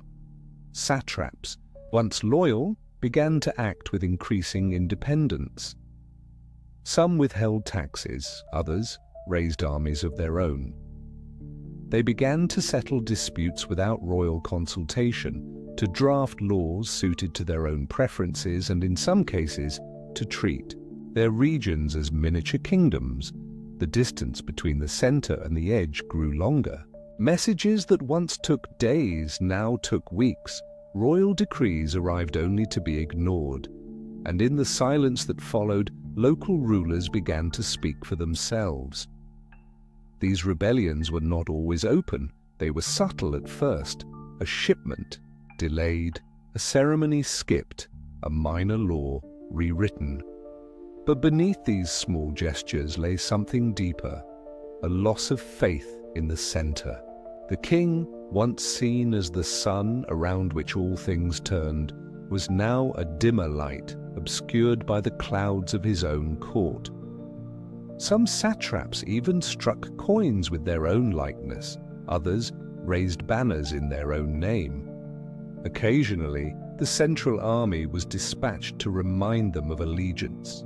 But more often the king lacked the strength or the will to respond. The vastness that had once been Persia's strength, its diversity, its scale, its reach, now became its vulnerability. Like a tapestry unraveling at the edges, the empire frayed not from invasion, but from within. And so, from Egypt to Bactria, from Lydia to Sogdia, the voices of independence grew louder. The empire was still one, in name, but in spirit, it was beginning to splinter. A flame grows dim. Once, Zoroastrianism had been the guiding light of the empire, a fire that burned not just in temples, but in the hearts of kings, judges, and common people alike. It spoke of duality, of truth and falsehood, light and darkness, order and chaos. And in its quiet flame, Persia found purpose. The fire temples had once been sacred places, tended day and night by priests dressed in white, their rituals precise, their lives devoted to purity and truth. Every action mattered, every prayer was a thread in the fabric of the world's balance. But as time passed and the court fell into disarray, the soul of Zoroastrianism began to fade from public life. The rituals remained, but their meaning dulled. Temples still burned their sacred fires, but fewer came to watch. Priests still chanted, but their voices echoed more than they inspired. Religion became performance. The royal court, once a patron of the sacred, now saw faith as decoration. Something to display, not something to follow. Ceremonies were held not out of reverence, but out of habit.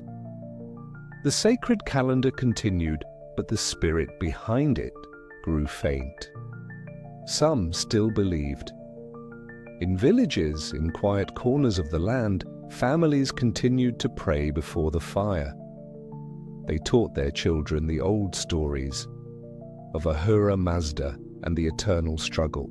But they did so in whispers, not with the confidence of a people led by faith.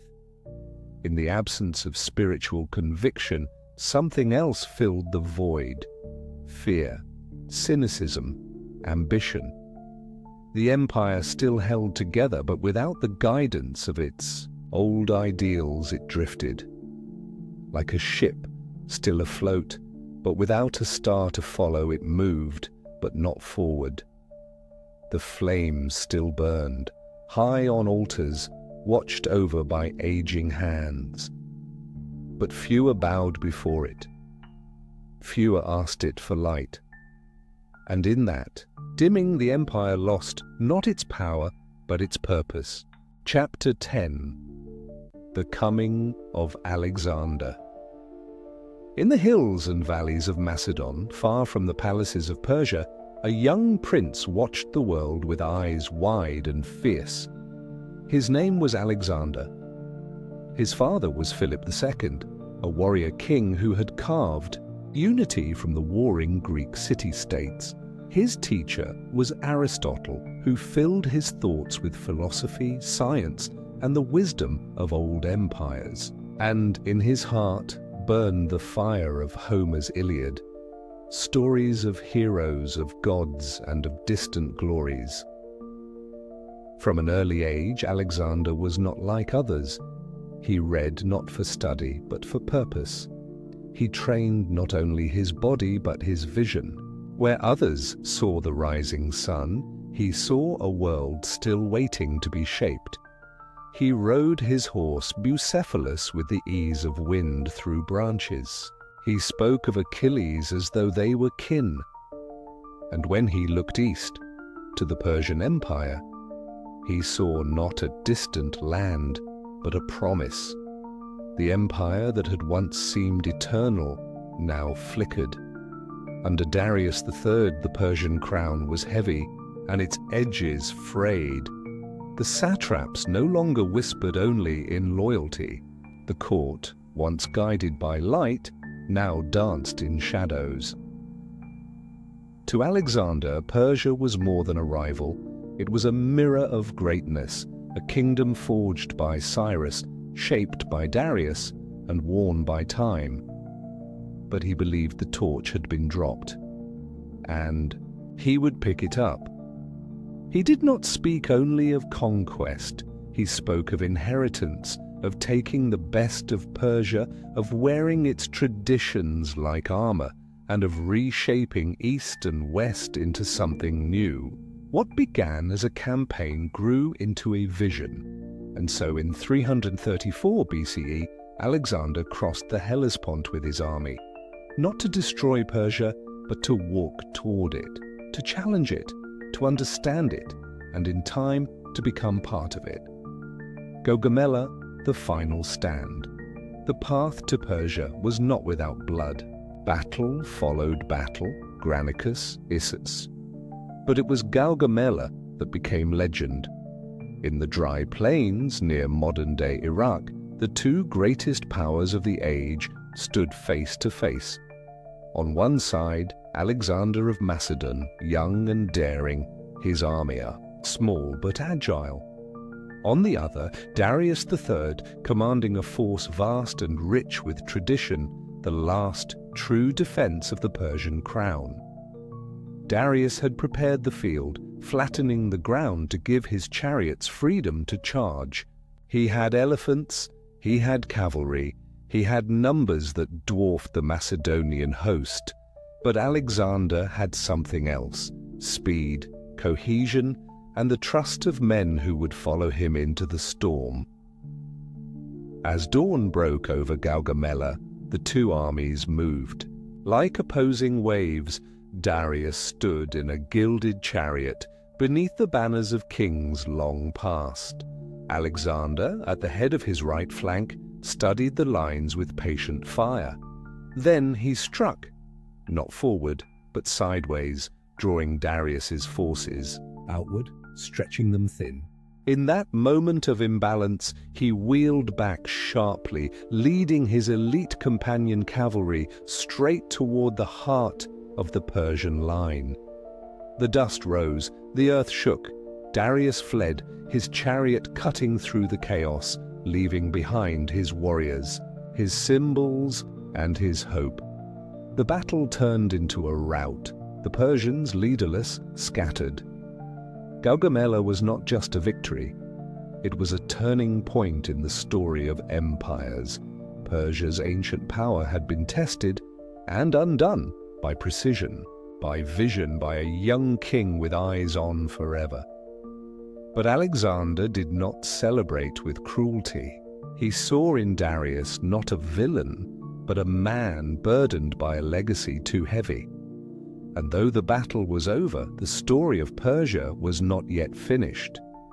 The death of Darius. After Gaugamela, the gates of Persia lay open. Cities surrendered. Capitals fell. Babylon, Susa, and even the shining halls of Persepolis welcomed Alexander, some in fear, some in awe. Yet Darius still lived. He had fled east, hoping to raise support, to rebuild what had been broken. But time was not kind. Betrayal came not from Greeks, but from within.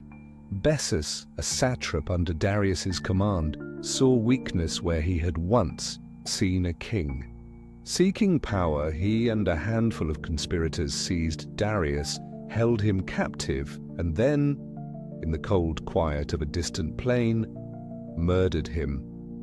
When Alexander arrived days later, he found the body.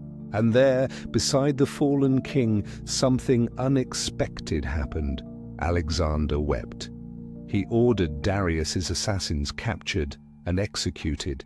He buried the Persian king with honor in the royal tradition beneath the stars of the empire he had once ruled. It was not just respect. It was mourning for a worthy opponent, for a world that had ended not with thunder, but with silence.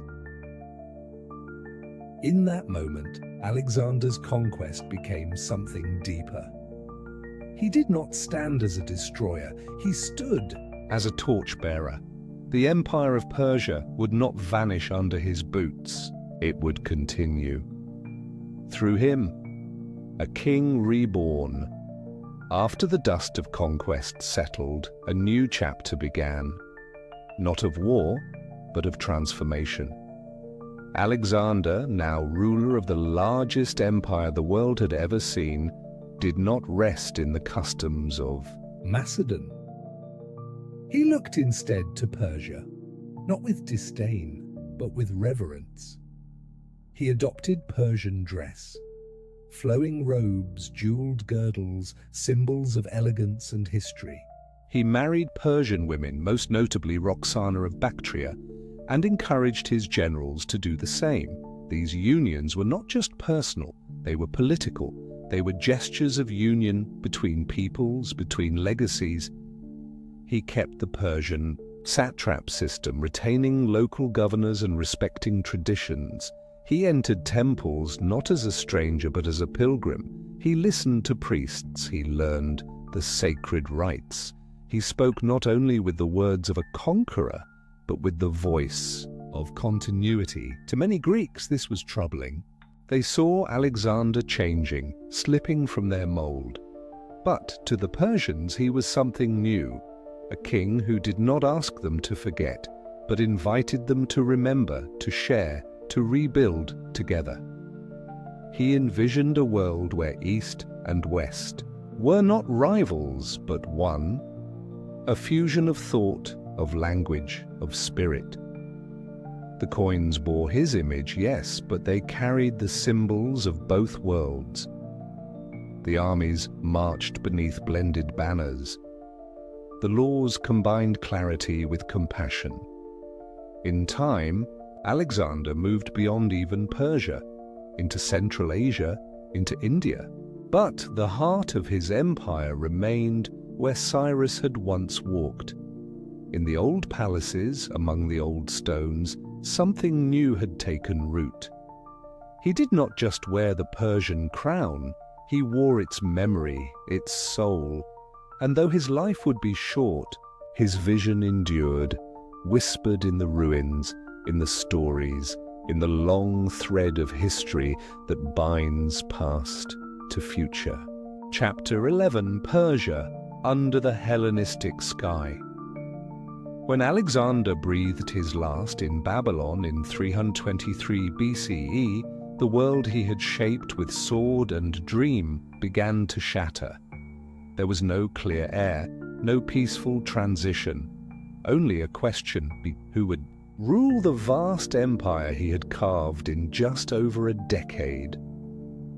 The generals who had marched at his side turned from comrades into claimants. The unity Alexander imagined unraveled into pieces, drawn by ambition, fear, and fate. Out of the conflict, the Hellenistic world was born. The great eastern stretch of Alexander's realm, including Persia, fell into the hands of Seleucus, one of Alexander's trusted officers. From this moment, the Seleucid Empire emerged, stretching from the shores of the Mediterranean deep into the heart of Persia. It was a Greek dynasty on Persian soil, ruling a land older than their maps, older even than their language. From distant palaces built in foreign styles, the Seleucid kings attempted to govern a realm that was Persian at its roots. They minted coins with their own faces, spoke in the tongue of Plato and Ptolemy, and established new cities in the image of Athens and Alexandria. But Persia remembered. The land did not forget Cyrus, Darius, or Zoroaster.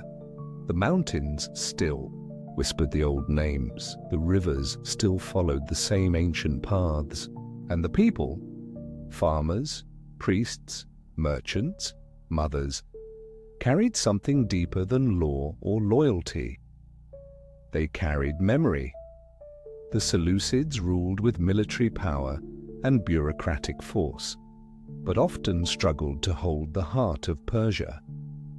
In the grand halls of Seleucia, decisions were made in Greek, yet far beyond the walls, in villages nestled beneath the Zagros Mountains, life continued in rhythms untouched by Hellenistic ambition. It was not an occupation in the harshest sense. It was a blending, at times graceful, at times strained, between conqueror and inherited soul. Persia had become part of a new world, but it had not disappeared. It had folded itself into the silence beneath a foreign sky. Greek minds, Persian soil. As the Seleucid Empire expanded, so too did the presence of Greek culture. New cities emerged across Persia's ancient lands, Seleucia on the Tigris, Antioch in the west, and many others designed with wide avenues, theaters, and temples to foreign gods. These were places of marble columns and painted frescoes, where debates echoed in porticos and libraries held the inked dreams of Hellenic thought. Philosophy blossomed. Astronomy reached toward the stars. Mathematics, medicine, and architecture mingled in the streets. In the academies of the Seleucid cities, students read the works of Aristotle and Pythagoras, gazed through early instruments at the night sky, and pondered the nature of life, death, and the divine. But even as Greek minds shaped these urban centers, Persian soil held firm beneath their feet. The thinkers who walked those streets were not always Greek. Many were Persian, trained in new languages yet grounded in old truths. They read Euclid by daylight and whispered Avestan prayers by night. Persian craftsmen taught to carve in. The styles of Ionian sculptors still left the marks of their ancestors in hidden symbols and quiet patterns. In marketplaces, traders sold goods wrapped in Greek inscriptions but grown in Persian orchards. The blend was everywhere, in language, in learning, in the very dust between footsteps.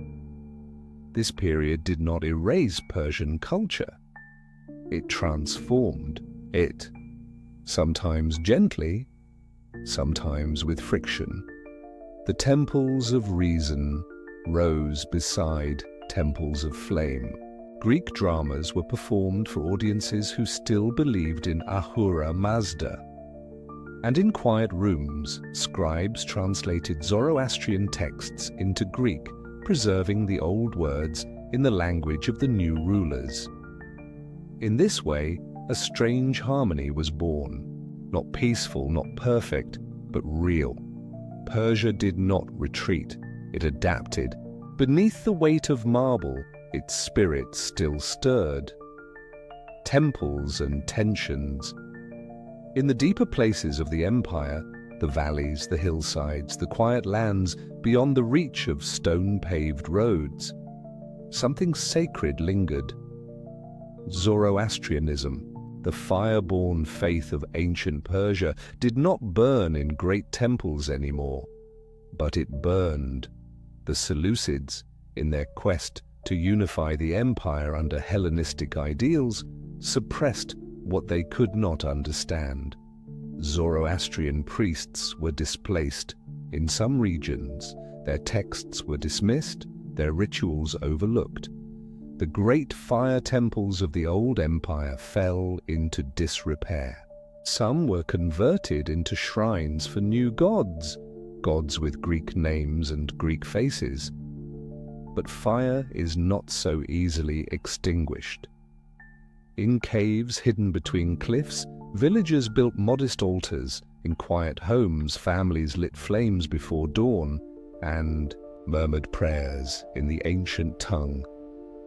The rituals became smaller, not less sacred, but more personal.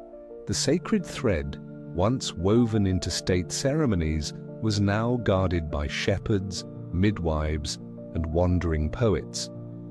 Priests, once adorned in robes and gold, now walked with dust on their feet. They did not preach in grand halls. They whispered beneath the stars, and in their voices the essence of the old world remained. The tension between new rule and old faith never quite broke into open rebellion. Instead, it smoldered in silence, in memory. The Greeks brought new gods, but many Persians did not forget their own. They looked not only to the temples of Seleucia, but to the mountains, the sun, the sacred flame that still flickered, even if unseen. It was a resistance without swords, a preservation without power, and through it the soul of Persia held firm, waiting, remembering, enduring, the quiet resistance. Not every empire falls in fire.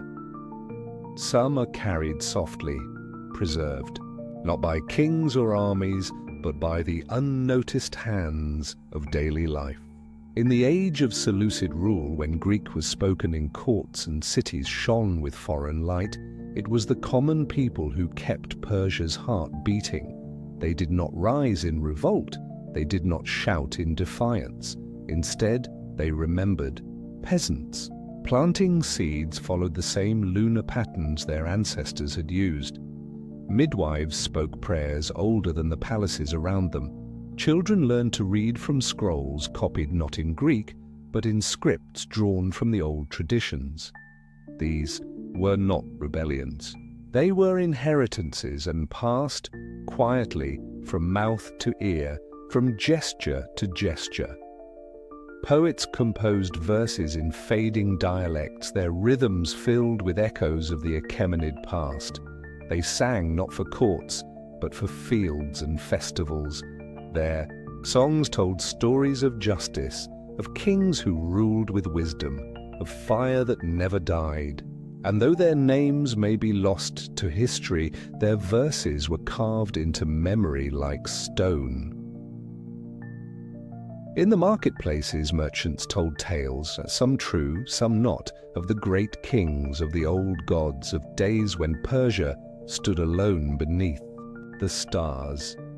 These stories, told beside sacks of grain or jars of honey, were more than entertainment. They were preservation. Even within the Seleucid system, some Persian officials and nobles held on to traditions. They wore robes stitched in the old style.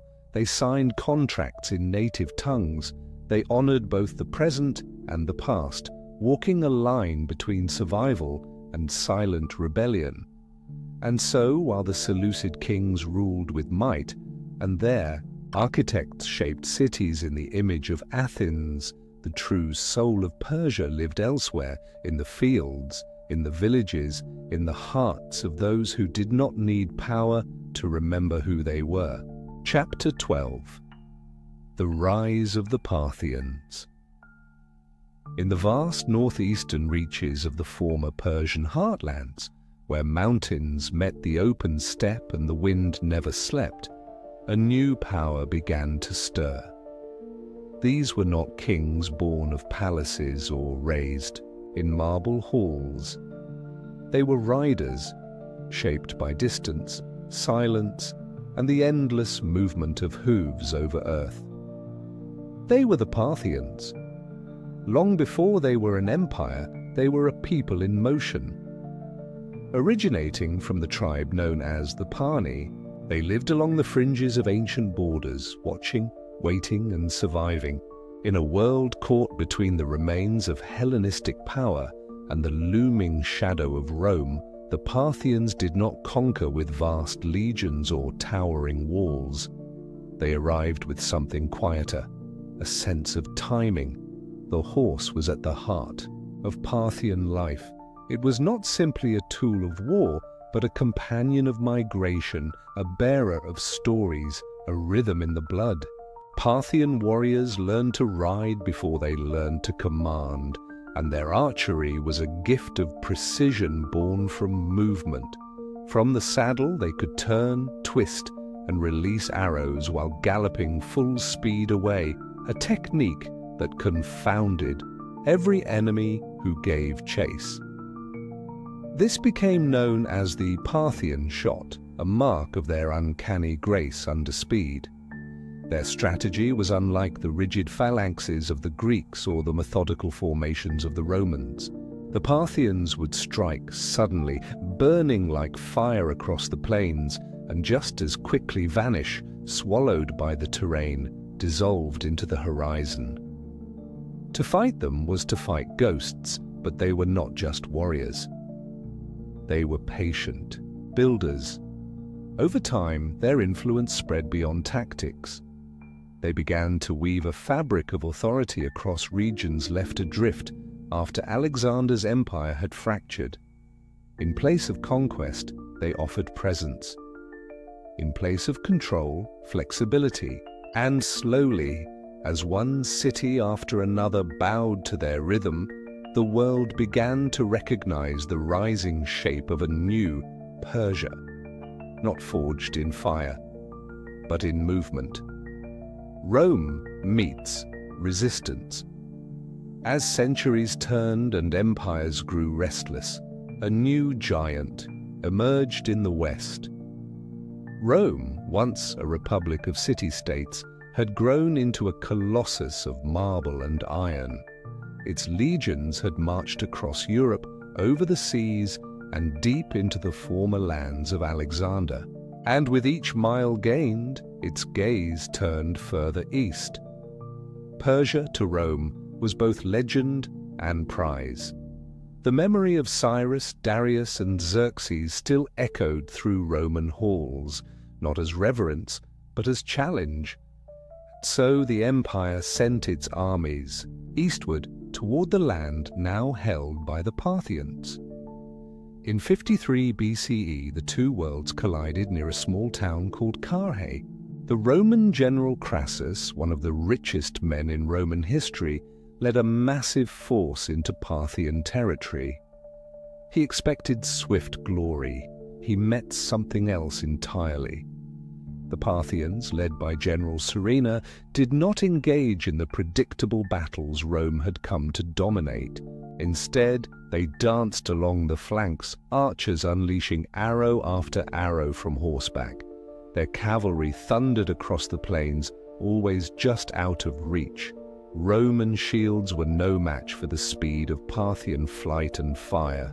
Crassus's army, frustrated and disoriented, found itself trapped under the sun, hemmed in by horsemen who needed no walls. It was not a battle. It was a lesson. Rome, the empire that had marched unopposed across continents, was brought to its knees in the dust. Crassus was killed. His men were either slaughtered or captured. The defeat at Carrhae echoed like a warning across the Roman world. Persia, even under new hands, would not yield. The Parthians had shown the West that its reach had limits, and that the East remembered how to resist. The return of Persian kingship. Though their roots were nomadic, the Parthians were not content to remain wanderers forever. As their power expanded, so too did their identity. In the beginning, they ruled as challengers to the Greek Seleucids, but over time, something older stirred within them, a pull toward the grandeur of Persia's golden past. Parthian kings began to adopt the title of King of Kings, echoing the Achaemenid rulers who had come before. They wore long, flowing robes in the old Persian style, not the tunics of the Hellenes. In court, they revived ceremonies lost since the fall of Darius. They did not merely claim territory, they claimed memory. Zoroastrianism, too, was welcomed back into the heart of rule. Fire temples were honored again, and the sacred flame, symbol of purity, truth, and divine light, once more burned in royal presence. The Avesta, the holy texts of the faith, found new patrons among Parthian elites. Though the practice of religion had changed, its soul returned to public life. Even their architecture reflected this shift. While Greek columns still stood in cities touched by the Seleucids, Parthian palaces leaned into arches, vaults, and designs rooted in Eastern soil. They blended the practicality of the steppe with the beauty of the Persian plateau. In this way, the Parthians walked a delicate line. They were not Achaemenids reborn, they were something new, but in reclaiming Persia's cultural core, they gave the people a sense of continuity. The empire had passed through fire, been scattered by wind, and now, in new hands, with a new face, it began to shine again. A patchwork of power. Unlike the empires before them, the Parthians did not aim to bind every corner of their realm. Under tight control, their strength lay in allowing freedom. They ruled not from a single capital, but from wherever the court chose to travel, moving from city to city, season to season, carried by the wind and the needs of the land. Local rulers, kings, lords, satraps, were often left in place. Provided they pledged loyalty and tribute in return, they could govern their people in their own language, with their own customs, and under their own gods. This flexibility allowed the empire to stretch far and wide without snapping under its own weight. Power in the Parthian world was not just vertical, from king to subject, but also horizontal. Nobles held enormous sway. Families with lineage and land had their own armies, their own fortresses. The court was less a throne and more a negotiation, an ever-shifting balance of influence where unity came not from force but from shared interest. This made the empire feel more like a tapestry than a pillar. It fluttered in places. Threads pulled loose, but it did not fall. For centuries, the Parthian model endured precisely because it did not try to reshape every corner of its domain. It allowed differences to exist. It let voices rise and traditions breathe. From the Euphrates to the Oxus, the Parthian world pulsed with diversity. Cities like Ctesiphon grew into centers of culture and trade, filled with merchants speaking. Dozens of tongues, artisans carved in styles drawn from Greek, Persian, and local hands. Poets sang of old gods and new alliances, and always, behind the scenes, the Parthians rode, quiet guardians of a realm that refused to forget its past, even as it shaped a different kind of future. Chapter 13: Silk, Gold, and Sacred Fires.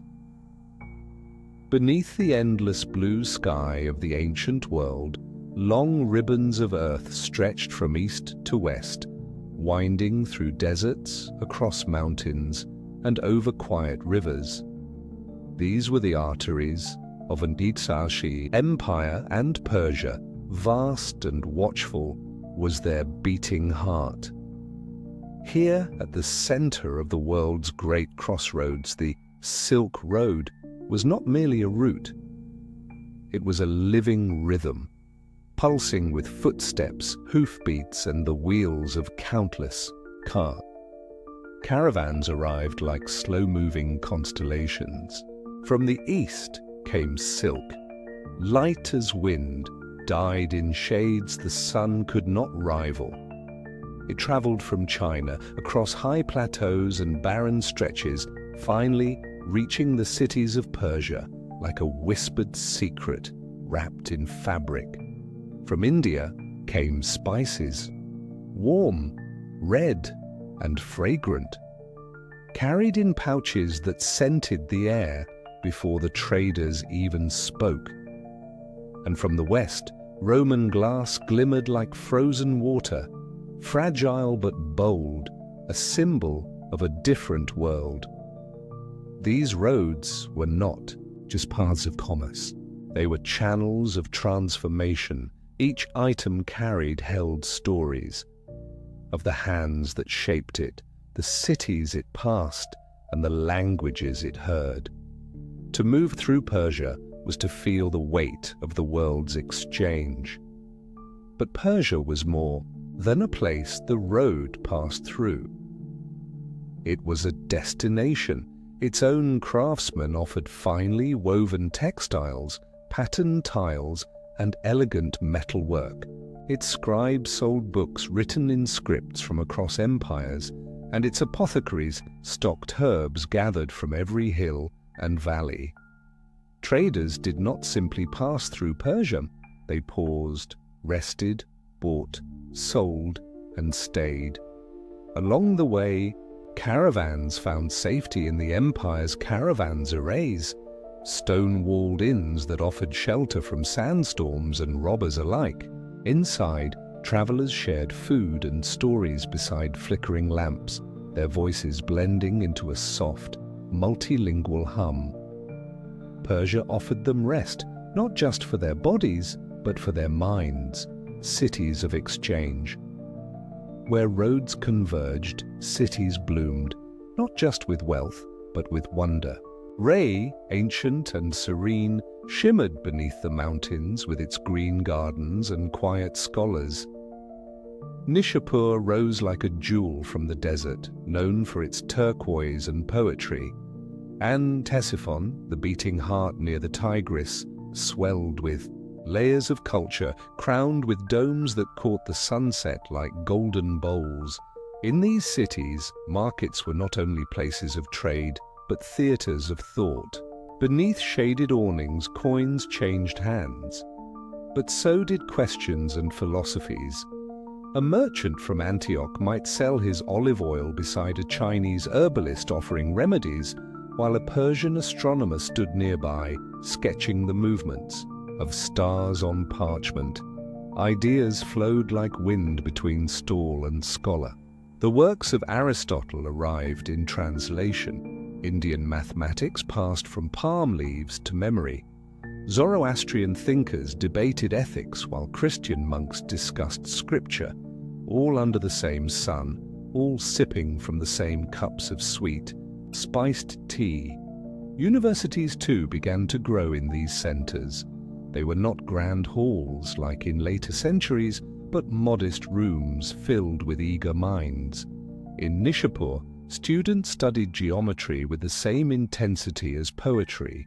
In Ctesiphon, scribes copied texts in multiple languages, Pahlavi, Syriac, Greek, and more. Every copy was a bridge, every page a crossing. Temples stood near libraries.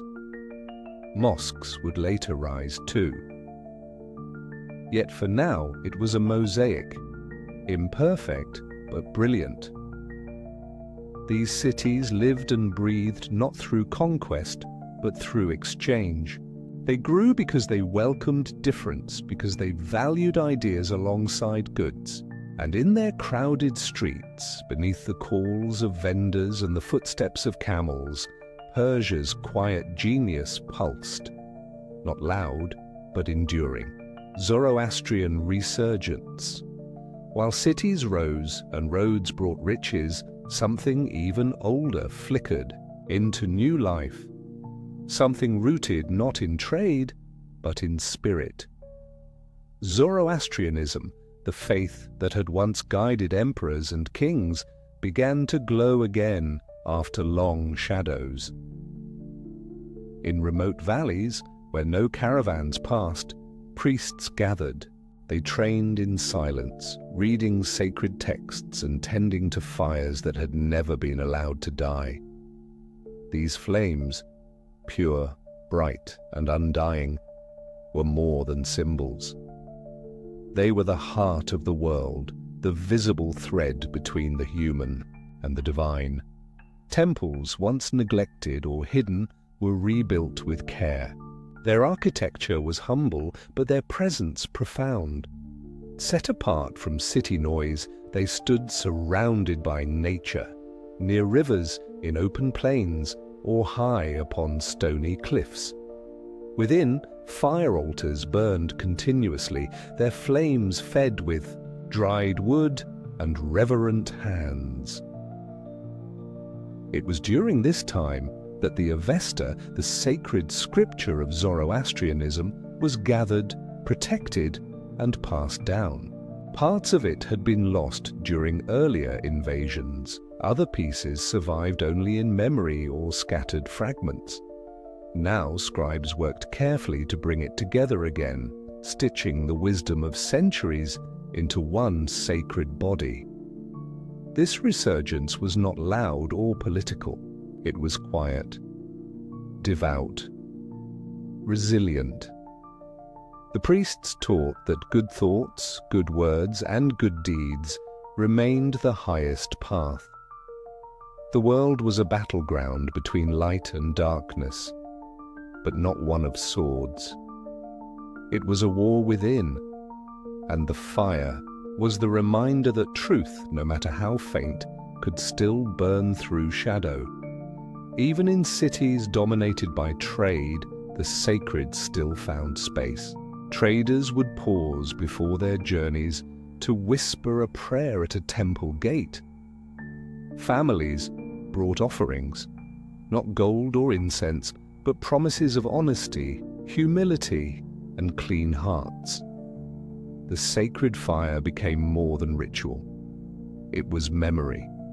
It was a vow that even as empires changed and languages shifted, something eternal still lived in the land's soul. Gold without greed, in a world moving with riches, silk, gems, spices, and glass. It would have been easy for Persia to become consumed by greed, and yet In its teachings, its customs, and its whispers between stalls, another value quietly endured.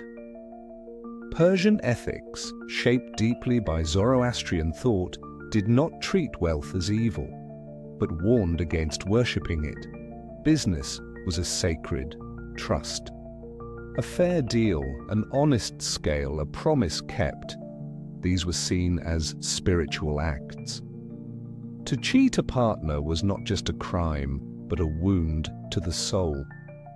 Markets in Ray and Ctesiphon did not just operate on law, but on reputation. A merchant, known for fairness, gained more than customers. He gained honor. Traders were expected to speak truthfully, not just to sell, but to serve. A bad transaction could cost more than silver. It could stain a name for a generation. Scribes sometimes wrote contracts that invoked not only civil authority, but divine witness. "Let the fire know if I deceive," some phrases read. Even when legal systems were imperfect, the spiritual weight of a promise carried its own force. This approach shaped a kind of early ethical capitalism, one rooted in moderation. Lavishness was admired, but only if it was generous. Hoarding was frowned upon. Giving, especially to the poor or the traveler, was seen as a duty. Charity was not a spectacle, but a rhythm of daily life. Temples sometimes received tithes, but often redirected them to communities in need. Wealth was not meant to be buried, but to circulate, like the caravans, always moving, always touching others. In this gentle blend of trade and truth, Persia created something rare.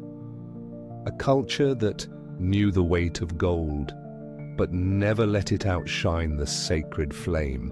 Chapter 14. The Sassanid Renaissance.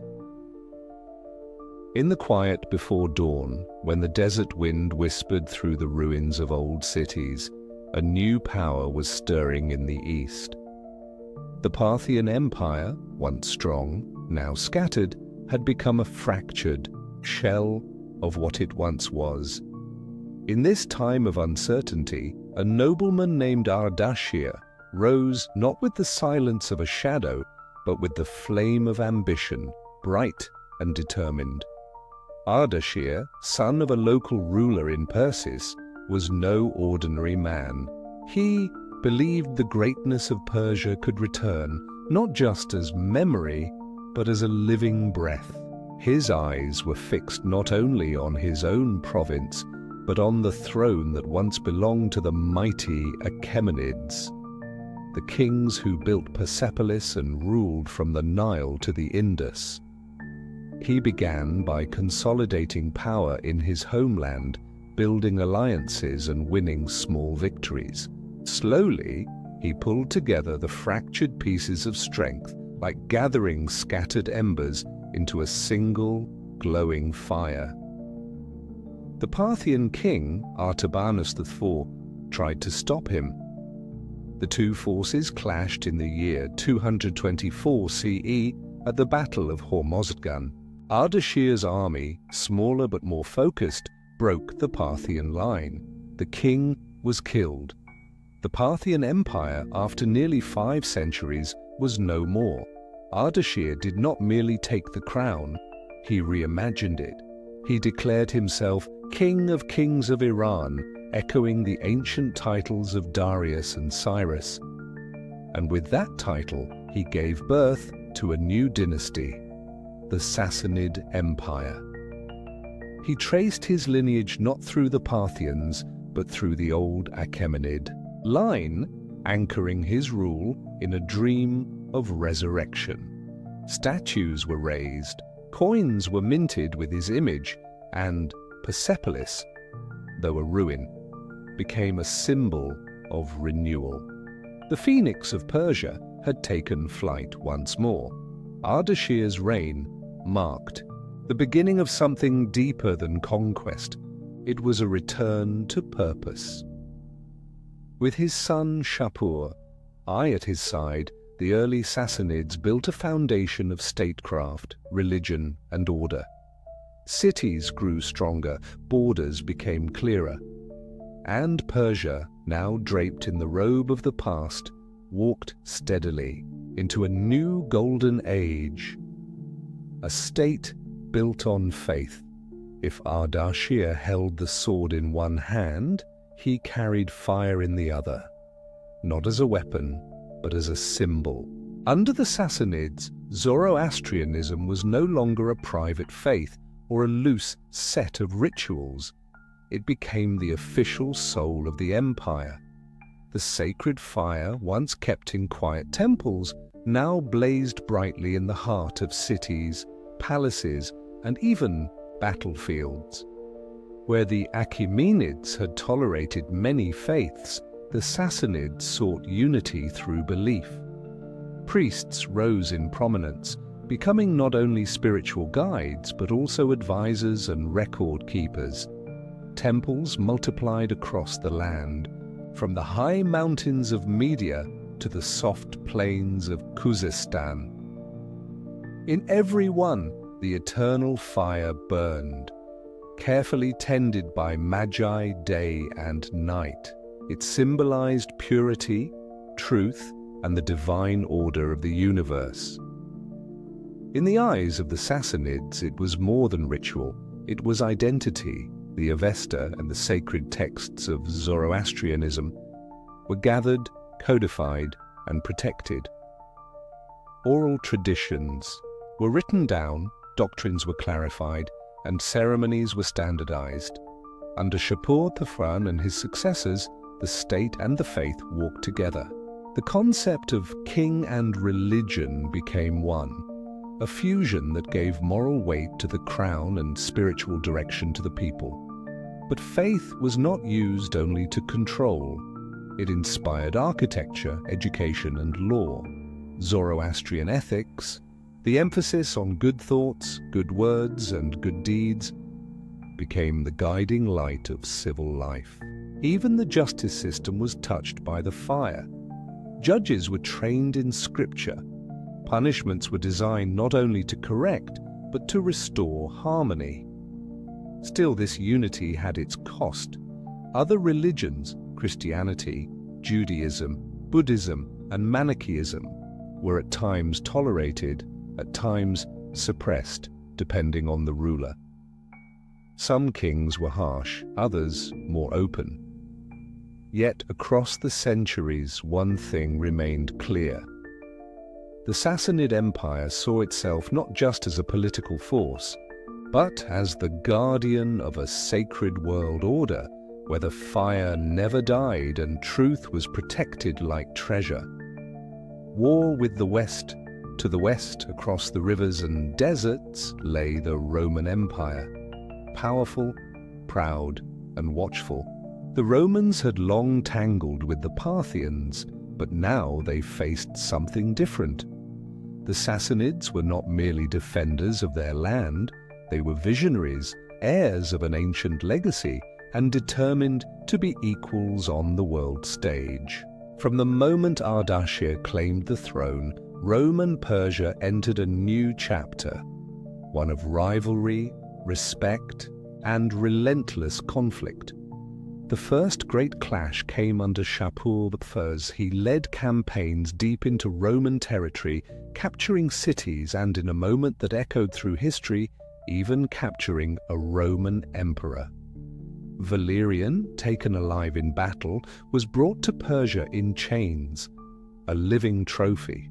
Reliefs carved into stone at Naqsh-e-Rustam show Shapur towering over the kneeling emperor, a scene not just of victory, but of reversed fate. Rome, once the unchallenged giant, had met its match. But the wars were not one-sided. Rome struck back. Again and again, cities along the border changed hands like shifting sand. Fortresses were built and destroyed. Emperors came and went, each trying to either contain or crush the Sassanid force. And still, the Persians endured. From Carus to Diocletian, from Julian to Heraclius, the wars continued. Some were short and brutal. Others lasted years. None resolved the struggle. Yet amid the blood and fire, there was also admiration. Roman historians wrote with a kind of awe about Persian discipline and honor. Persian texts spoke of Rome's grandeur and strength. Envoys crossed the battle lines, gifts were exchanged, and despite the tension, ideas flowed. Architecture, medicine, even religious thoughts passed between the two empires like seeds on the wind. By the end of the 6th century, both Rome, by then Byzantium, and Persia were exhausted. Their final wars nearly destroyed them. Cities burned, economies collapsed, and as the two ancient titans lay weakened, a new force stirred in the Arabian desert, one that would change the fate of both. But before that storm, the Sassanids had carved their name into stone, not as a shadow of the past, but as a true rival of the West. Persian art reborn. If war marked the borders of the Sassanid world, it was art that filled its heart. In palaces and temples, caves and cities, the soul of Persia was carved, painted and woven into being once more. The Sassanid Renaissance was not loud or sudden. It was steady, sacred, and rich with memory. From the very beginning, their art sought to tell a story, not of defeat, but of destiny. At Naqsh-i-Rustam and Bishapur, stone reliefs stretched across cliffs and walls, showing kings crowned by angels, armies in perfect formation, and deities watching over earthly affairs. These images were not just decorations, they were symbols crafted to declare divine favor, royal power, and eternal truth. Every detail mattered: the way a robe flowed, the position of a horse, the height of a crown. Each carried meaning, like a language carved in stone. Jewelry sparkled with elegance and purpose. Gold and silver were shaped into crowns, rings, and bracelets, often bearing the image of the king or Zoroastrian symbols. Artisans worked with precision, guided not only by skill but by reverence. Their hands moved with memory. The memory of Persepolis, of Darius, of a time when Persia had shaped the world. Manuscripts were written and copied with care. Though few have survived, the ones that do hint at a culture deeply rooted in philosophy, astronomy, and medicine. Breweries were built, schools were supported, and the court became a place where poets and scholars were welcome guests. The Sassanid. Kings knew that power was not only in armies, but in the stories a people told about themselves. Even everyday objects, bowls, carpets, tiles, bore traces of beauty. A wine cup might show a lion in motion. A plate might carry a myth in its center. This was not luxury for its own sake. It was a way of remembering, of holding fast to who they were and what they had been. As the centuries passed, the Sassanid style influenced the Islamic world that followed. The arches, the ornaments, the colors, echoes of Sassanid grace can be found in mosques, manuscripts, and palaces across the Middle East. Though the empire itself would fall, its art, like its fire, would continue to glow long after the last king laid down his crown. Chapter 15. The Philosophers of Light. In the heart of the Persian Empire, far from the roar of war and the weight of royal ambition, there stood sanctuaries not made for kings, but for ideas. These were places where the flame of thought was tended with the same care as the sacred fire in Zoroastrian temples. Under the Sassanids, Persia began to glow not only with power, but with knowledge. And in that quiet glow, the House of Wisdom was born. It was not a single building, nor only one city.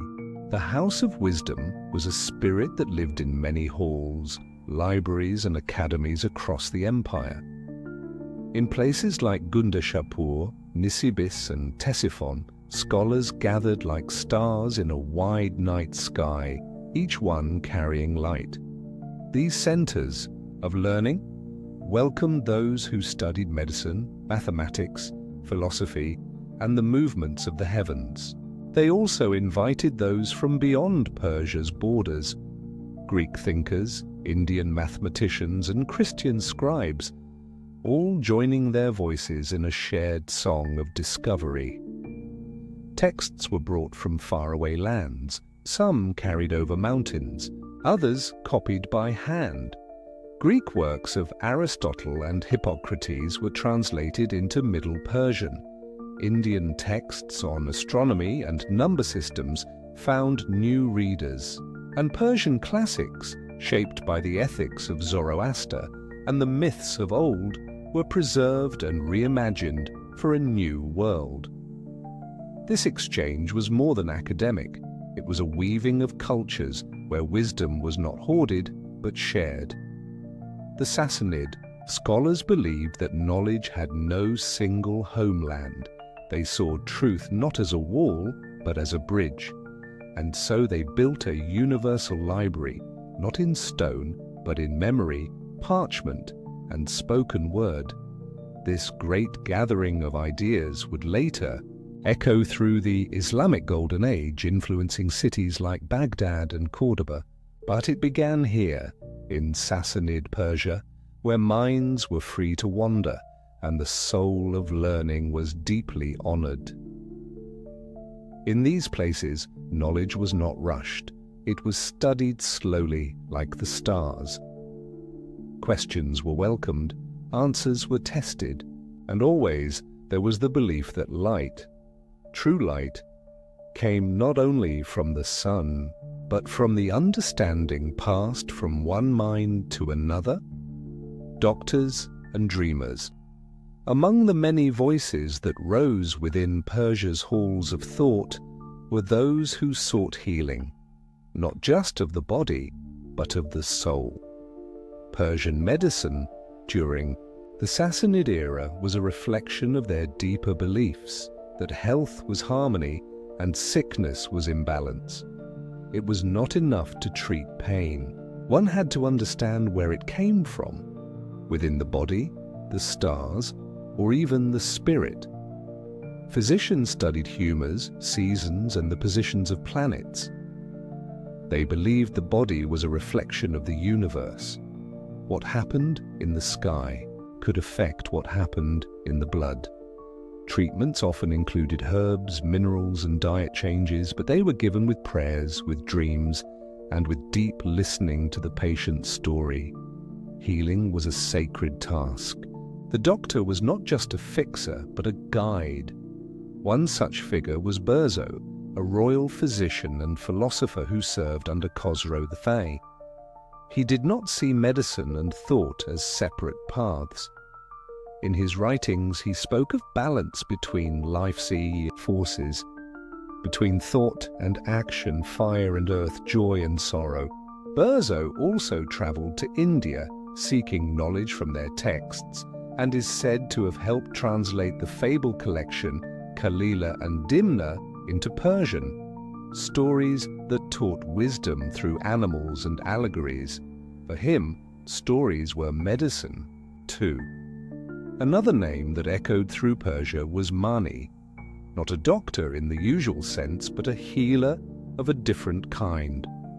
Mani was a painter, poet, and prophet who created a new spiritual path, blending Zoroastrian, Christian, and Buddhist ideas. His faith, called Manichaeism, saw the world as a struggle between light and darkness. In his teachings, health was found not just in the body's state, but in one's alignment with truth and light. he painted his own scriptures with color and image, believing that art could carry spirit.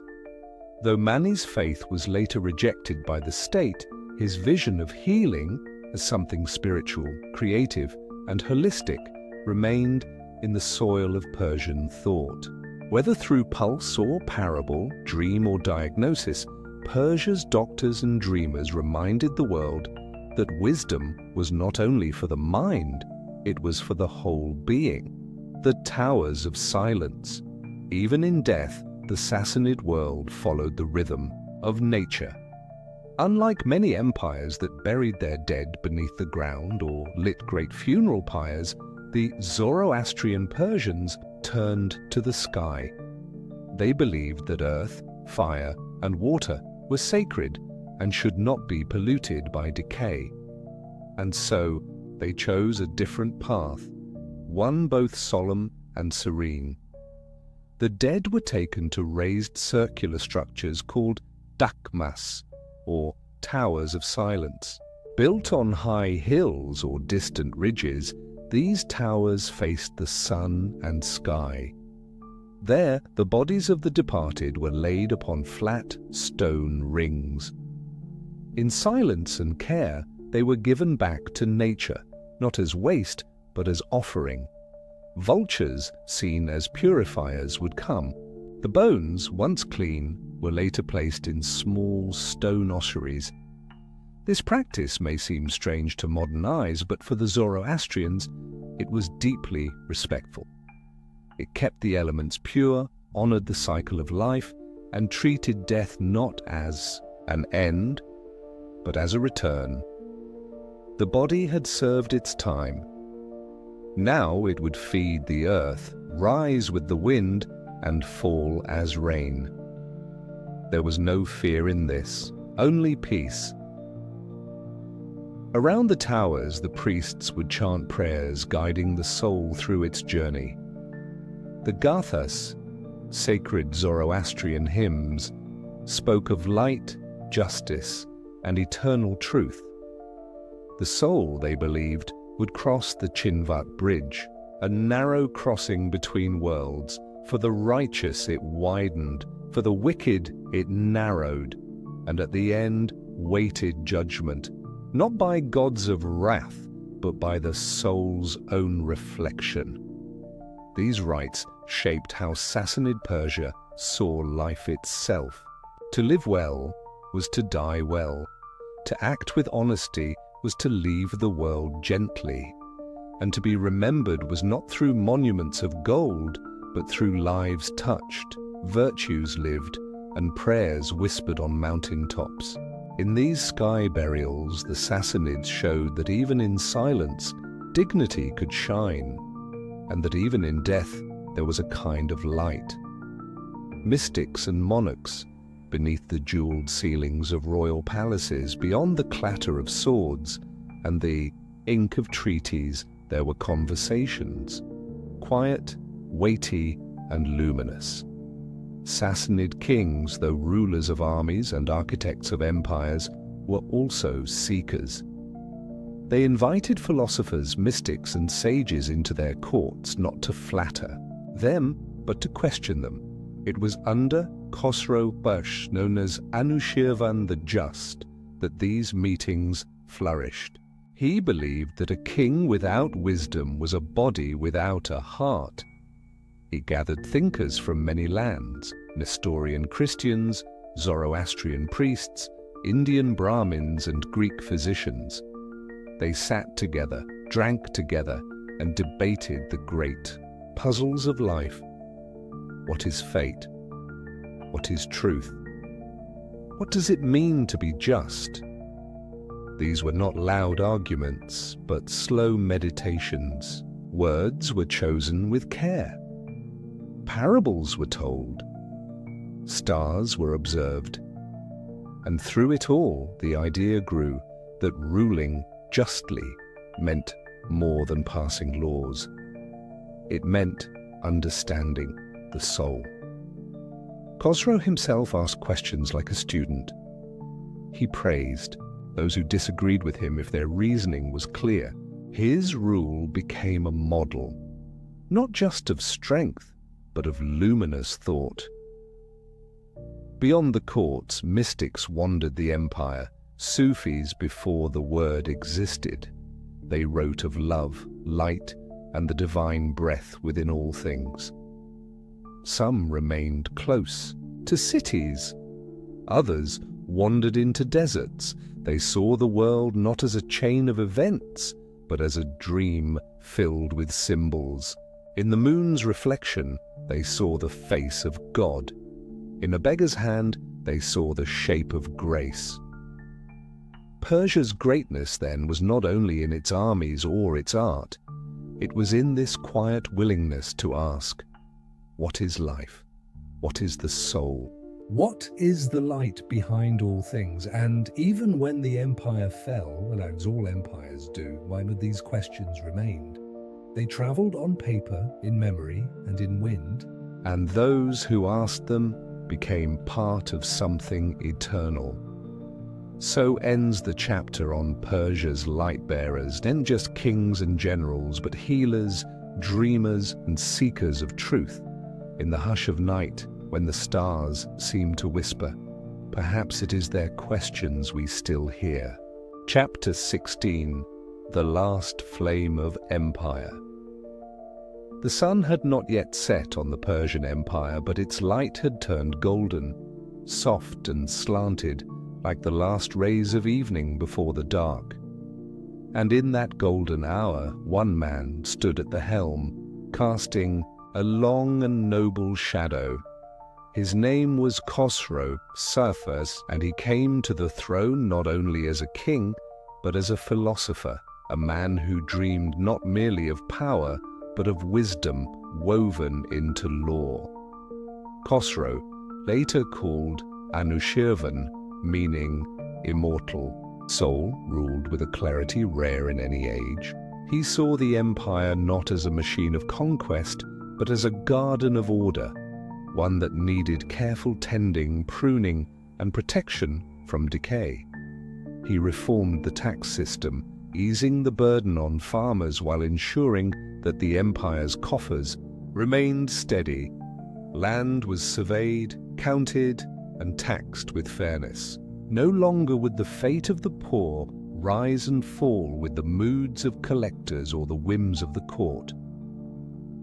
In administration, he strengthened the backbone of the empire, rebuilding roads, improving communication, and creating a sense of unity across distant provinces. Governors were held accountable, and judges were chosen for their knowledge rather than their favor with the court. This was not a revolution, but a quiet renewal. Like a craftsman mending an ancient tapestry, Khosrow stitched order into the fabric of Persia. But perhaps most remarkable was his mind. He welcomed philosophers from all traditions, Christian scholars, Indian sages, Greek thinkers, and asked them not to flatter, but to teach. In the palace halls of Ctesiphon, debates bloomed like spring flowers. What is justice? What is fate? What does it mean to rule with virtue? These were not idle questions. They became the pulse of a kingdom that under Khosrow breathed more deeply than it had in years. His reign, though not free of war, was calm at the center. The empire's edges were challenged, but the heart held strong. In this brief era, Persia remembered who it was.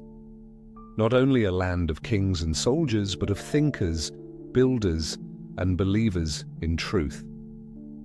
The golden hour glowed, and though it could not last forever, it cast a light that would be remembered long after the night came. The war without end, while the halls of thought stirred in Ctesiphon beyond the empire's frontiers, a different rhythm beat, the drum of war. To the west, the Byzantine Empire watched Persia with equal parts awe and fear. Their histories had long been tangled, like twin trees growing close, sometimes in peace, more often in conflict. And under the Sassanids, the struggle reached its most draining form. For nearly a century, Persia and Byzantium clashed across the same lands: Syria, Armenia, Mesopotamia. Cities fell, rose again, then burned. Fortresses were taken, lost, and rebuilt. The wars came not in sudden bursts, but in long, grinding campaigns that stretched over generations. Victories were often won. Persian armies even reached the gates of Constantinople, shaking the heart of the Roman world. But they came at a cost the empire could barely carry. The treasury grew thin. Farms went untilled, roads once bustling, with trade emptied as merchants feared the march of soldiers. Entire regions were swallowed by war, not just in body, but in spirit. People fled. Children grew up in the shadow of siege walls, and each triumph, though praised in royal carvings and solemn songs, left deeper wounds beneath the surface. Khosrow the Taub, a later king in the Sassanid line, led one of the most ambitious campaigns against the Byzantines. For a time, it seemed Persia might conquer the ancient rival completely. Jerusalem fell, Egypt was taken. But the glory was brief. The Byzantines, under Emperor Heraclius, launched a daring counterattack. Their forces cut through Persia like lightning in dry fields. The tide turned. Persia's armies, tired and overextended, could not hold. Cities that once cheered Khosrow II now cried for peace. The cost was too great. The long war, once seen as a path to eternal greatness, became a mirror reflecting the empire's limits. What had begun as a march toward dominion ended as a retreat into survival. And though the fires of resistance still burned, they no longer warmed the people. They only lit the smoke of what had been lost. A kingdom in crisis. When Khosrow II fell, betrayed, and executed after years of war and rising discontent, the empire he left behind was like a tree struck by lightning. The roots were still deep, but the branches were scorched and the trunk had begun to crack. What followed was not a single fall, but a slow unraveling. The throne, once sacred, became a seat passed too quickly between hands. In less than 2 decades, Persia saw over 10 kings rise and fall. Some ruled for only months, some were children, crowned by factions desperate for control. Others were murdered in palaces, victims of shifting loyalties and whispered conspiracies. The royal court, once a place of law and learning, became a nest of shadows. With no firm leadership, the empire's edges frayed. Governors acted like kings. Armies followed generals instead of crown-bearers. Provinces that once looked to Ctesiphon for guidance now looked inward, or worse, outward. Foreign powers, sensing the cracks, began to stir. But the deepest wound was not in the cities or the fields. It was in the spirit of the people. The sense of unity that Khosrow I had nurtured, that feeling of a shared purpose under heaven, began to fade. Where once there was order, now there was doubt. Where once there was pride, now there was fear. The records from this time are scattered, as if even the scribes could not keep pace with the collapse. But through the smoke and silence, one thing becomes clear. The kingdom no longer knew its own name, and in that forgetting, the long night of Persia crept closer, not with a roar, but with a hush. The fire weakens, Amid this unraveling, even the most sacred traditions began to flicker.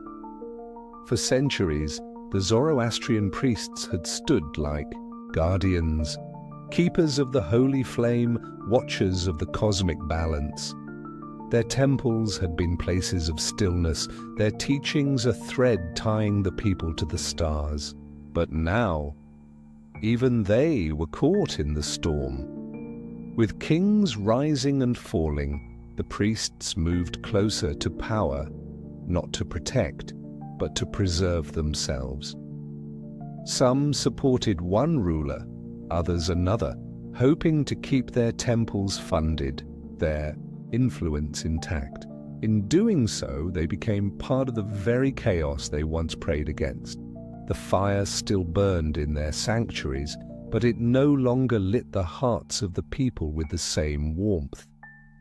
In villages and towns, fewer came to the temples. Some turned to new teachings. Christianity had taken root in parts of the empire, and a fresh message was beginning to spread in the deserts beyond the southern border. Others simply withdrew, tending their homes and fields, trusting in silence more than sermons. The priests, once seen as bridges to the divine, now often seemed distant, entangled in politics, rigid in tradition, unable to respond to a world that was quickly changing. The Avesta, the sacred scripture, still spoke of order, purity, and truth. But the words, repeated without reflection, began to sound hollow to many. Rituals were still performed, fire was still fed, but the connection between ceremony and spirit had grown thin, and yet not all was lost. In some quiet temples far from the court, humble priests continued their watch. They lit the fire not for kings, but for eternity. They taught not for power, but for peace.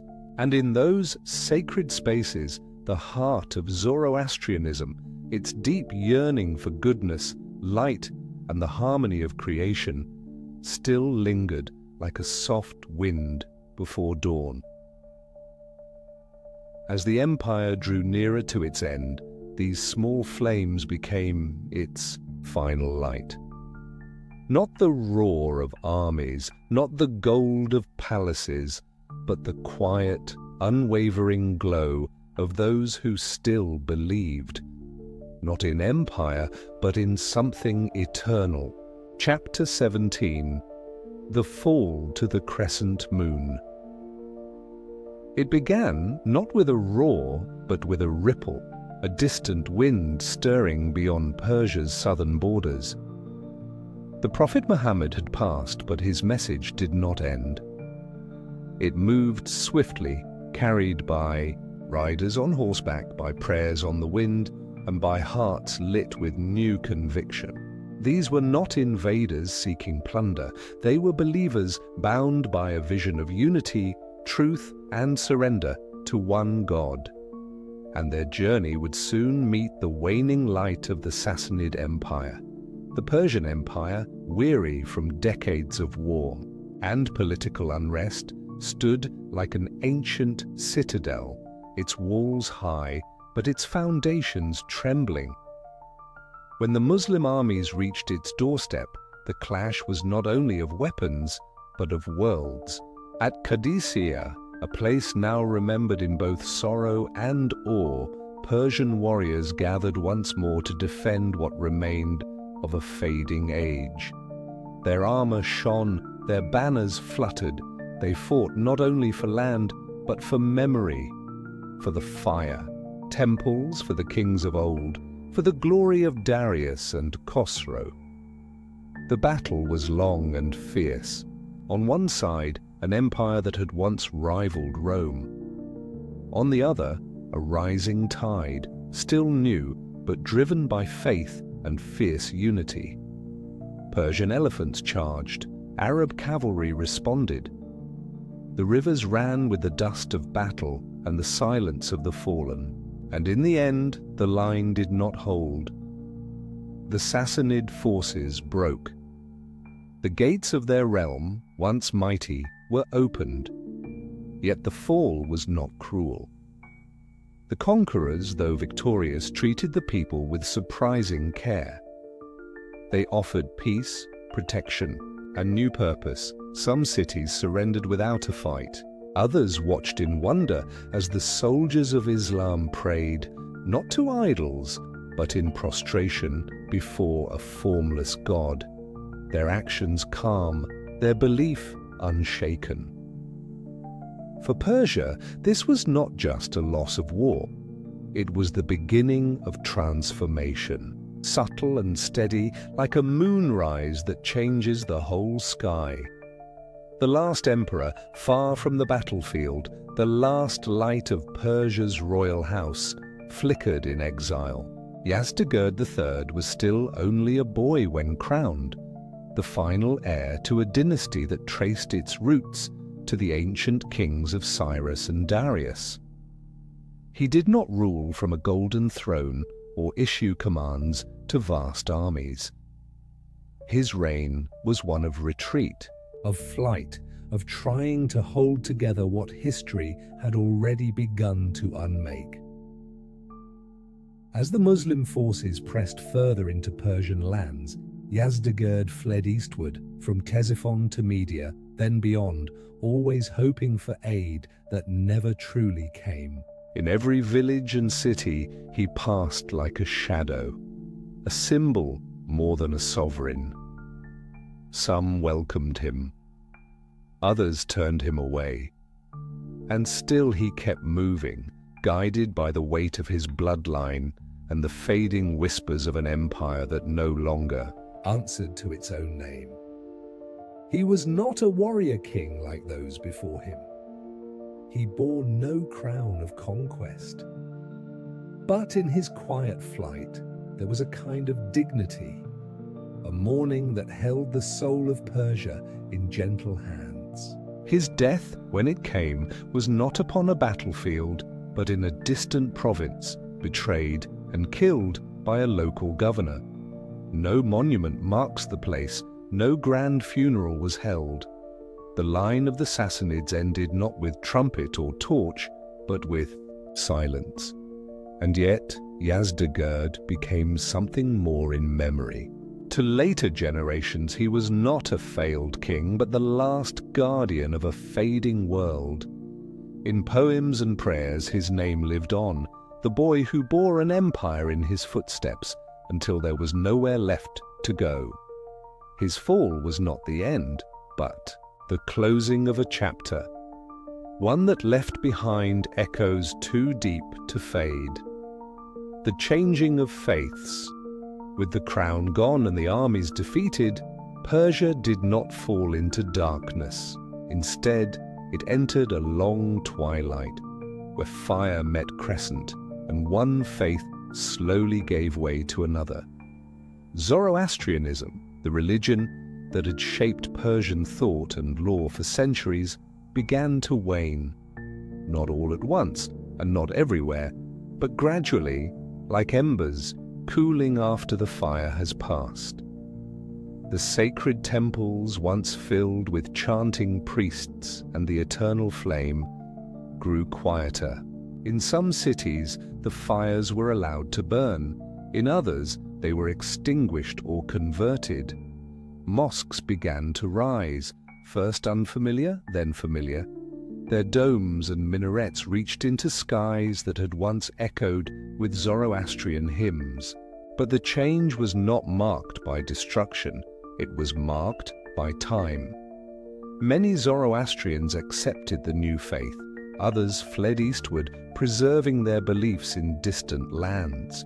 Some kept both worlds in their hearts, honoring the rituals of old, while learning the prayers of the new. The Quran was recited where once the Avesta had been read.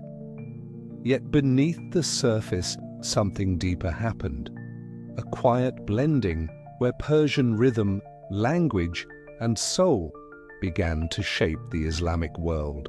Itself, Islam in Persia did not remain foreign for long. The Arabic tongue was learned, but Persian poets soon wrote in their own language. Persian thinkers began interpreting Islamic law, adding their insight and depth. Persian architects shaped the mosque with their eye for symmetry and light, and Persian mystics, the Sufis, gave to Islam a tenderness, a longing, a beauty that felt old and yet new. In this gentle change, fire did not vanish. It found new form, and the crescent moon, rising high above desert and garden, carried with it not just conquest, but continuity, softened by the breath of memory. The soul endures.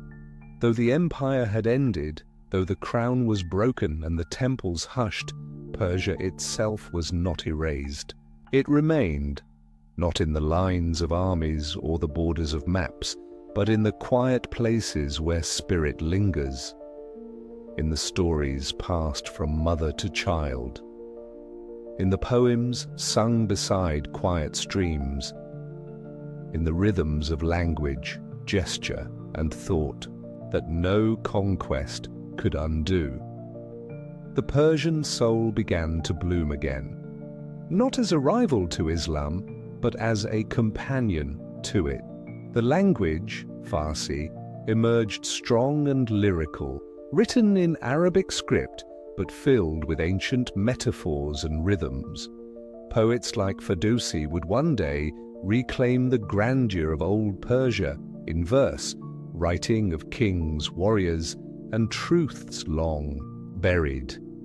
Others, like Rumi and Hafez, would turn the mystic path into a song of divine longing, Persian in heart, Islamic in form.